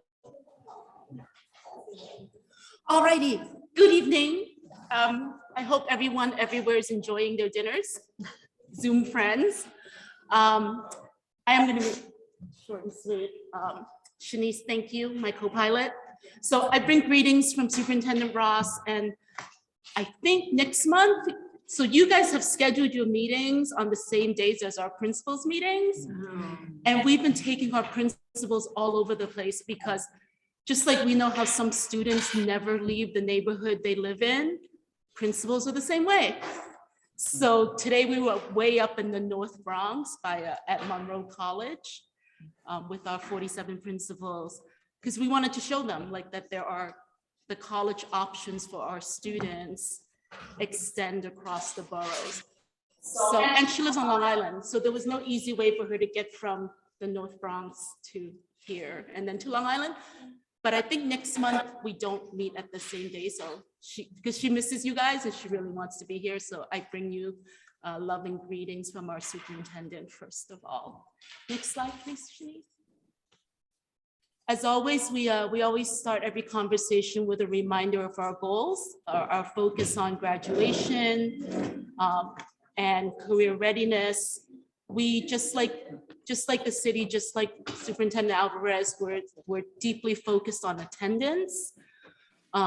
For high school students, we feel like the time is short, right? Like I always think my mom is 87 years old and I got to see her for Thanksgiving, and every time I see her, I feel like we're on borrowed time. And I realized this time that I feel the same way when I see our high school kids, like we are on borrowed time. So we have high expectations for ourselves and our schools. Next slide, please. We wanted to return to, so just like Superintendent Alvarez's district, we've done a lot of work with Dr. Mohammed in really helping our district team and our schools deeply appreciate what it means to be marginalized. And that comes more naturally for some folks in our universe than others. But having a conversation and using the words and using research-based studies that Dr. Mohammed does so well. We also work with Dr. Yolanda Ruiz, and really just always having that conversation front and center. We also balance that, right? Because these are high school kids who are going to college, who are going to work, and the regions are coming back, right? So we have, COVID has brought us this luxury of Regents waivers. That is no longer. So we are reminding our principals that we love critically, because loving our students is actually not enough. What are we loving for? What is the purpose of that love? And as a school, the way love shows up is in our curriculum and in our pedagogy. So we have worked with Dr. Donnell Dickey in the past. We're continuing to work with him and really making that alignment, right? That I love hearing Raphael use the word intentionality, right? Like it's this idea of like doing things on purpose. So for high schools, our purpose is our kids need to go forth and succeed. We need to have curriculum that are standards-based so that they can be as ready as possible. And we need teachers to teach, and I think the district team talked about that too. We need teachers to teach in a way that kids are going to respond. Like we talk about attendance all the time, right? Like we need welcoming and affirming environments so kids will want to come to school. And when they do come to school, we need to keep them coming to school. And that's engaging curriculum and pedagogy that makes them feel like valued human beings, which I think, we have, as of today, 27,005 kids in our portfolio. And I would venture to guess that the vast majority don't always feel that they're valued. So we set forth that challenge to our schools each and every day. Next slide, please. Our 5 wonderful schools, recent Chancellor for Teaching and Learning, Carolyn Quintana, visited Digital Arts and Cinema, and then hopped over to Cyber Arts Studio. For those who remember fondly, Superintendent and Executive Superintendent Karen Watts, Karen is now in the Division of Teaching and Learning with the Deputy Chancellor, Carolyn Quintana. And then some of you might know Q, who was the Executive Director of the Affinity School Support Organization. She's super happy to be back. And she visited these 2 schools because there are 2 schools that have a similar theme, similar population, same district. Digital Arts has 100% graduation. And if people don't know about Digital Arts, I would challenge you to check them out. Principal Don McConey is phenomenal. The parent coordinator, Cheryl Ann Fox, she's teaching me how to do my job. I love her so much. And CASA is a school that we're supporting a lot. Sharon Evans, I believe this is her 4th year. Like she, unlike Dawn, who has been with Digital Arts and built the legacy, Sharon is a newer principal. So we're partnering the 2 schools because it kind of makes sense, right? Digital Arts and Cinema Tech, Cyber Art Studio. So Deputy Chancellor Quintana came to visit the 2 schools, really to study us, to celebrate the schools as always. And at CASA, she was treated to a music class where the students are composing on digital things that aren't even musical instruments. I don't know, my kids know how to do it. Like they can make music on this laptop that sounds like a symphony. And kids at CASA are learning how to do that. She's also supporting CASA in a career and technical education pilot, where CASA will be getting support and funding to train their 9th and 10th grade teachers to become career and technical education teachers. The students are going to have access to paid internships in this industry. Like there's a lot of interest in this industry. I'm going to talk about CTE in a minute. So next slide, please. So our focus on attendance, we're continually chasing the city. As a district, we're pretty close. This was as of the end of this, right before Thanksgiving. The city was at 90. As a high school district, to be at 89 is really exciting. And D15 is at about 85. We're focusing a lot on the schools that are farther, that are not quite at 85. So Sunset Park, John Jay. Cobble Hill is getting there. They started the year at under 70, and they, as of right before Thanksgiving, was at 83. So we're very excited about Cobble Hill. And another CTE connection, Cobble Hill has one of the very few state accredited law CTE programs in the city. And Principal Elizabeth Rodriguez, who's acting because Principal Mule is on a leave, she's a firecracker. And anyone who wants to show up at the school, she will give you a personal tour and talk for as long as you want about how amazing Cobble Hill is, and all the dreams. Another exciting thing from your group of schools, if you don't follow PSAL women's volleyball, which everyone should, the Lady Jaguars at John Jay campus are the PSAL city champions as of Monday night. And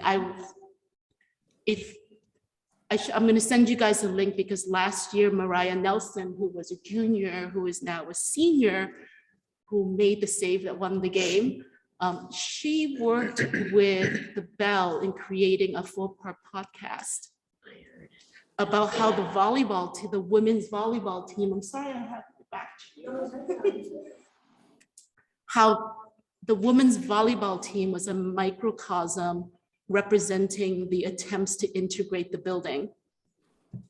And it is phenomenal. I listened to it over and over again. And last year they came in second in the PSAO championships. And we were all like, this is so not fair, but all good things take time. And this year they are the PSAO citywide champions. Super cool. Next slide, please. Last time I promised you guys I would come back with some of our college partnerships. I don't think this is all of them, but these are just a few of the colleges that we're working with. Digital Arts has a partnership with Pratt, Sunset Park. I think we talked about it last time. They're everywhere, but right now we're excited about a partnership they have with NYU and also the University at Albany. All of our schools are partnered with CUNY in one way or another. And then I think I spoke with you guys last time about the National Equity Lab, and Park Slope Collegiate and Digital Tech have been accepted. What that means is this year they will partner with a university, I don't know which ones yet, where a professor will be training a teacher to teach a college level course. And the students who complete that course will get a high school credit and college credit that will be transferable. This was a program that had piloted a few years ago when I was supporting the Outward Bound International Schools, and one of our schools out in the Rockaways partnered with Howard University with environmental justice course. And as a result of that partnership, 2 of the students were accepted to Howard and one with a scholarship and is now a sophomore there. So we have big hopes for this. National Equity Lab really wants to work with Brooklyn North High Schools. So we will keep you posted about what comes out of PSC and digital arts. They want to grow, we want to grow. So I think we have 10 schools with them across our districts and 2 of them are yours. Next slide, please. This is some reminders from our friends in the Office of Post-Secondary Readiness, which is now led by Chief Jade Greaves, who comes, I think, either from New Zealand or Australia. I can never remember, but it's always great to have fresh perspective and a global perspective on our work. So some of the ongoing great things that we do is PSATs and SATs are continued to be offered during the school day and paid for. Students who apply to CUNY can qualify for CUNY fee waivers. Something newer is this idea of a college and career bridge for all program, where it's kind of like a summer school for big kids. And it's not about remediation, it's about looking forward and starting to experience college earlier in your high school career. Something else Chief Greaves started is this idea. I don't know, you guys know, right? The UFT has this like homework helpline. Oh, yeah. Where you can call like as a parent or a kid, right? Like your kid, you're cute over there doing their work. I can't. So Jade heard about this idea and she created a similar thing for college advisement. So from Mondays to Fridays at dinner time, 4:30 to 8:30, or Saturdays and Sundays, brunch time, all about the food. There are DOE counselors and social workers and teachers who can work with students one-on-one outside of school hours. And just thinking about college, working through applications, all of the counselors in the high schools have this information and know how to access it. But we're really excited about that because we know, right, like not everyone is a Monday to Friday, 8:30 to 2:20. So excited for that. Next slide, please, Janice. And then my favorite topic, career readiness. Two pilots that the chancellor has been talking about a lot, which have launched, is the Future Ready NYC, which is helping schools who want to come into the CTE world and navigating all of the work. Like, what are the labor markets saying about what our kids should be training for? So right now there are 33 schools in that work, and another 31 that's in the planning phase. I believe we have 7 schools in that project. And then Modern Youth Apprenticeship, I think the chancellor did a huge launch on this, and this is what CASA is involved with. And it's this idea of training our teachers across 3 years to build curriculum, to teach in a way that students emerge from the class career ready. Part of that will be I think the chancellor's law also launched this idea of like challenging private industry to support our schools. So part of the Modern Youth Apprenticeship pilot will be partnering with a private industry for paid internships for our students. And really kind of trying to put some life into these promises that we've been making. And then the last thing, which I already shared with you guys last time, is the current portfolio of schools and their excitement really to expand this idea. And we're all in with them. Jade and her executive director, Melanie Mack, and Hermini Venkatesh. If you guys want to hear more about CTE, they are more than happy to come and talk to you. They're a great, small but mighty team. And I'm always inspired when I talk to them. So next slide, please. And then we had our high school fair. It feels like a long time ago, but Saturday, November 12th, we had our high school fair out in the Van Arsdale campus in District 14. And the John Jay principals have already called dibs for next year. So next year, our Brooklyn North High School fair will be at the John Jay campus. When you guys get the deck, you can just click and play. We have a slideshow from the fair, and also our updated Brooklyn North High School directory is now online on our website. It's also available through this click, and just so much to be proud of for our schools. Probably TMI for everyone else, but we had so much fun putting it together that we're excited to put it out there. Next slide, please. And then again, when you get the deck, this is my favorite thing to do every month. On the last day of every month, our parent coordinators send us slides and stories across the district. And while I'm watching primetime TV, I play on Google Slides and I put together this district digest. And it's really just us to allow our schools to feel like a community, even though they are geographically spread out across 7 districts. And give our parent coordinators a chance to celebrate their schools, which they totally love. So you can have fun when you get this. This is also, all of this stuff is also on our website, because we're also trying to remember that the internet is a wonderful thing. You can cross the space-time continuum. Next slide, please. That's all I got, short and sweet.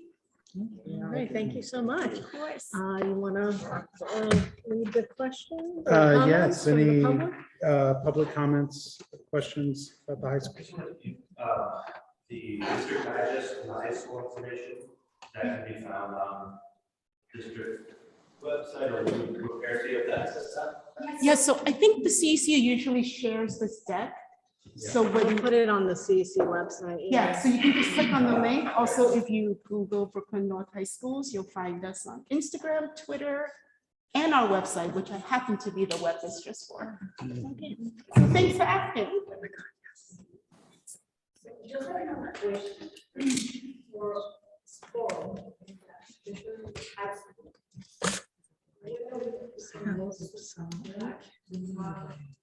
Access for this because some of the students, they have to go to a lower threshold to pay for access to continue. So how well they can go to apply as a student or access?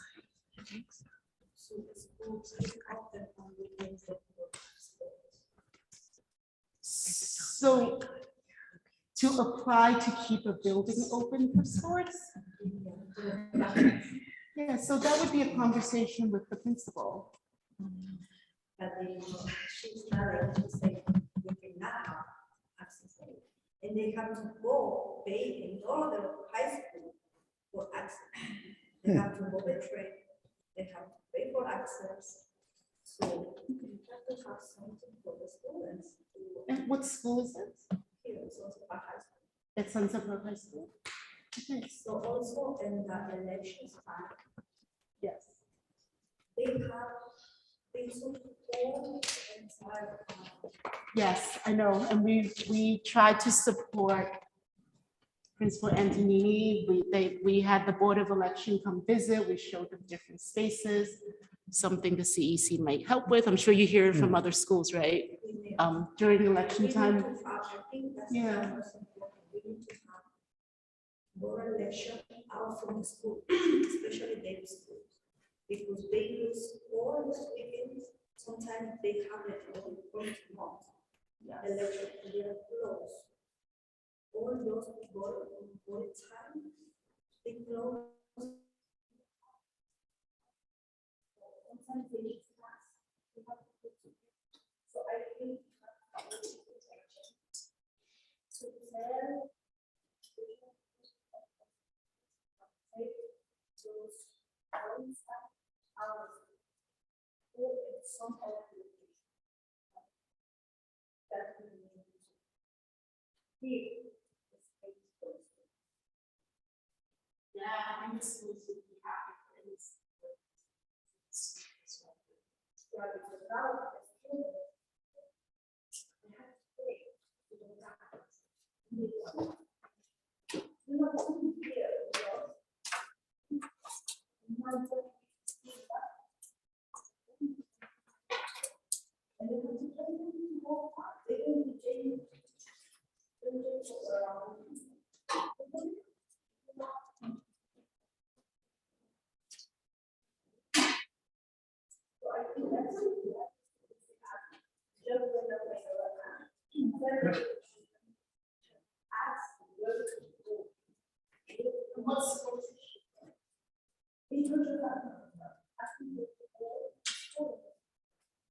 so I can follow up with maybe I'm not familiar with the school. So you're saying this is all the time, or just during election?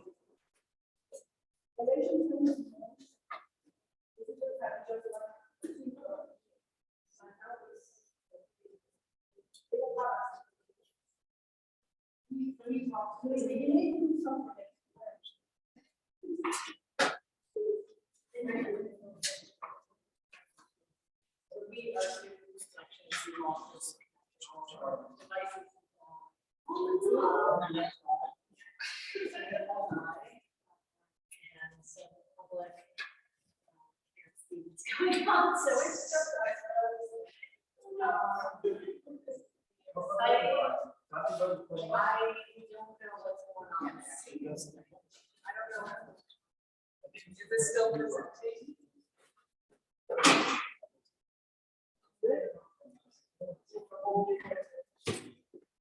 We can still hope the meeting is still in. Yeah, we're still in the meeting. Let's move to CEC.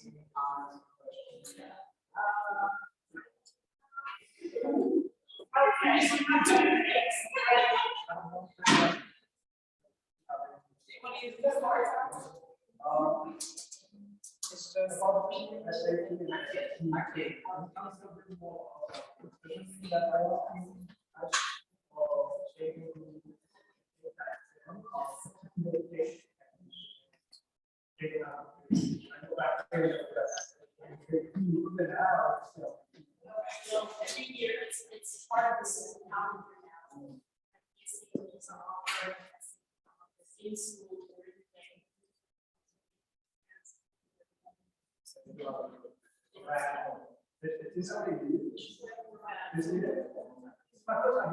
Yeah, Nitsa was asking about the SAT, PSAT. I believe it's east to the years. All right. But yeah. Right. It's on. Okay. So I was like, I'm taking this over and over again, and my parents were like, go get a job and pay for it. Always does this. You're taking it during the weekend. I read. Oh, now it's lecture. No, I mean, like, my. Oh, that might be. Oh, no, that's just, okay. I know. This is gonna keep happening. Because we had some kids from other schools who did change and they were like. It was. Okay. Yeah, let me ask him. Maybe I was just high when I wasn't working. Okay, I figured. I'll try the announcement and I'll send it. Okay. Thank you. Yeah, any other CEC comments or questions? The high school report? I just really want to highlight that, that DOE hotline for college advisement. And if there's something we can put on the CEC website, like a flyer for it or something, that would be really good because I know I don't want to criticize my kids' high school, but we got very little support in terms of college advisement. Same. And we had to go to a private consultant to figure out what that process was like. And it was not intuitive. Yeah. So if we can share that and publicize it for families, I think they would benefit from it.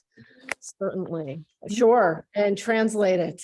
Absolutely. Or we'll have it translated and put up. I'll follow up with the information, the hotline, the college advisement hotline.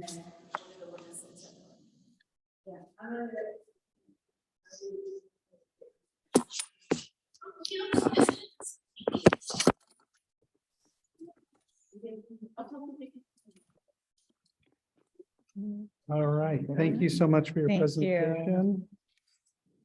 All right, are we ready to move on to CEC school liaison member reports? Did everybody do that last time? Everybody did it? I do have a report that I can share if you'll allow me. If I find the right paper. So, I represent following schools: 154,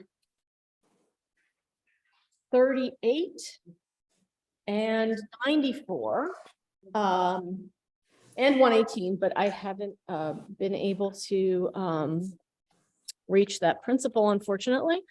But I had a long conversation with 3 principals.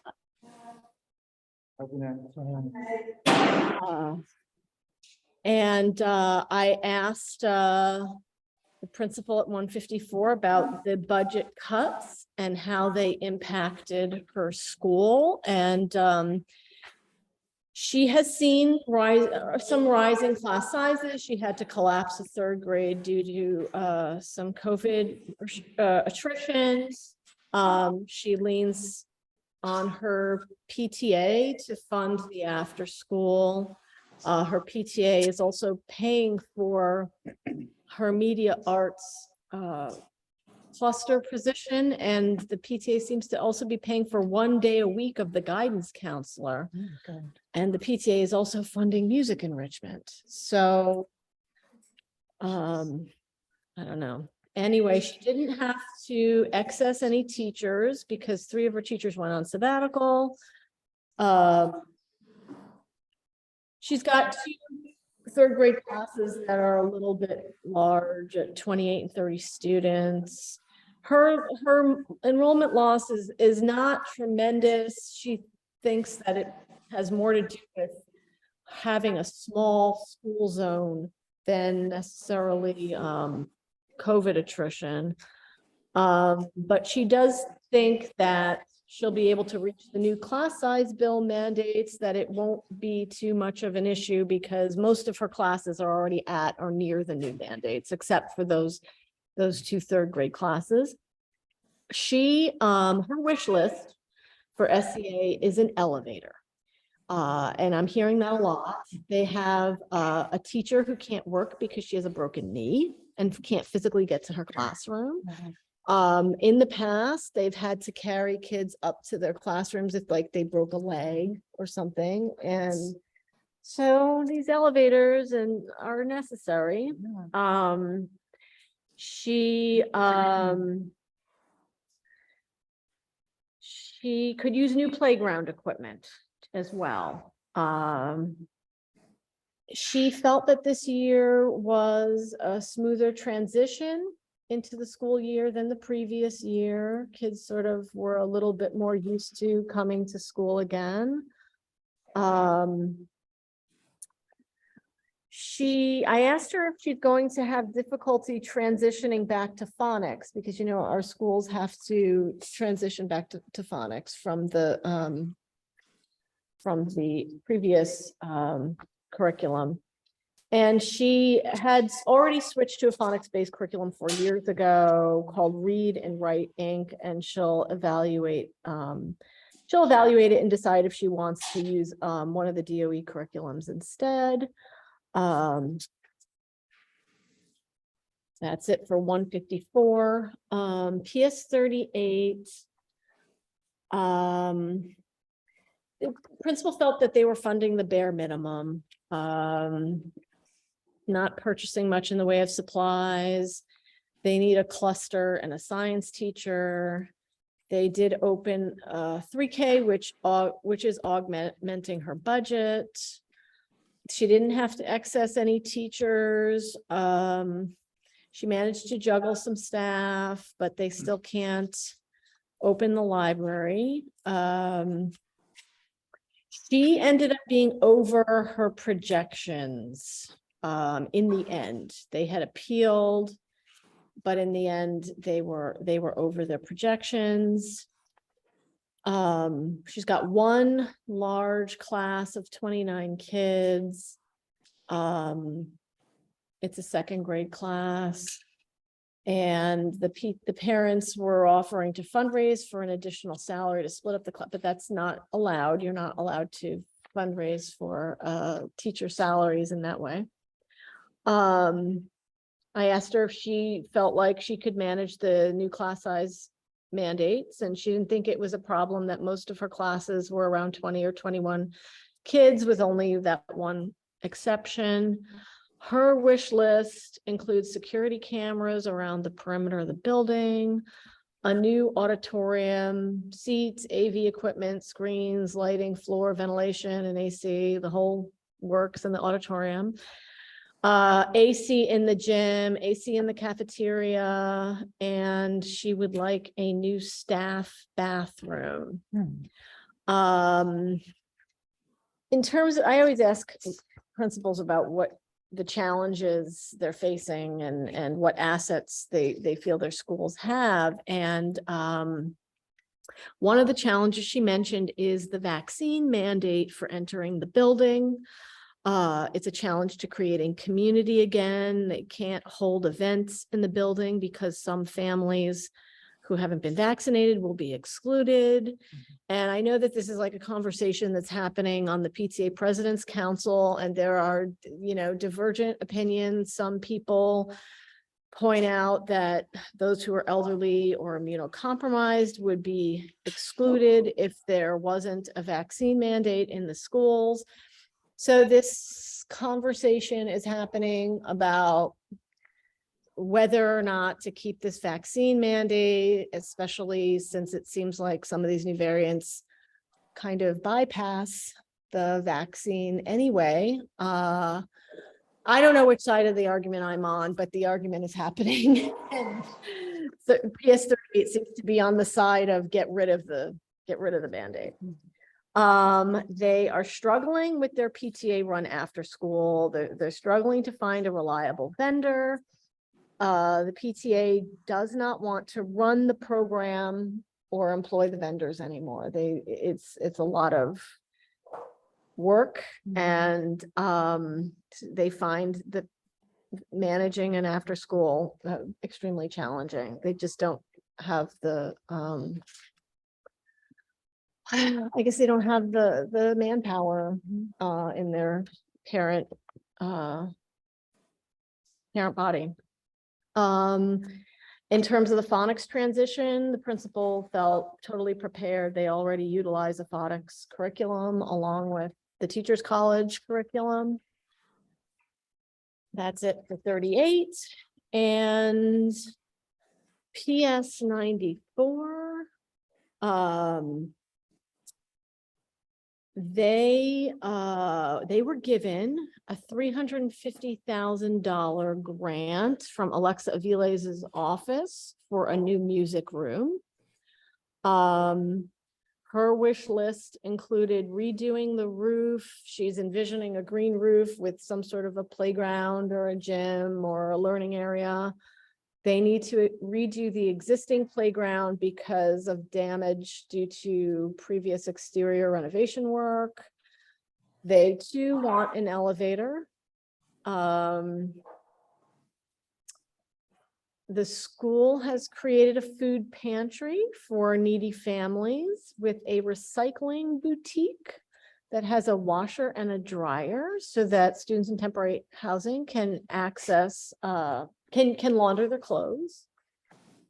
In terms of cuts, she highlighted the need for paras. I spoke to her very early in the year, so I don't know if this is still the case, but in September, she needed 11 paras.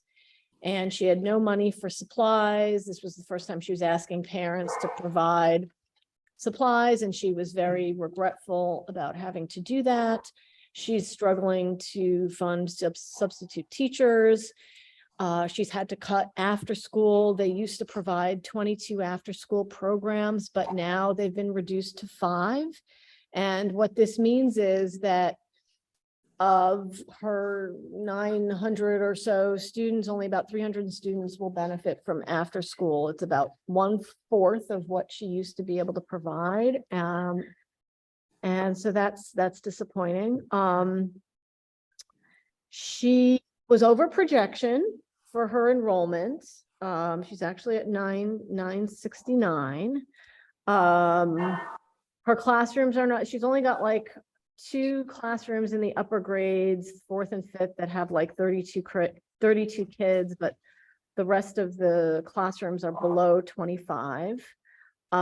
She doesn't see the class size mandates as a problem because she's keeping her grades grades K through 3 deliberately small so that as they phase in the class size mandates, she'll be able to meet them. She did have to consolidate some classrooms due to 5 teachers leaving, but she didn't have to excess anyone.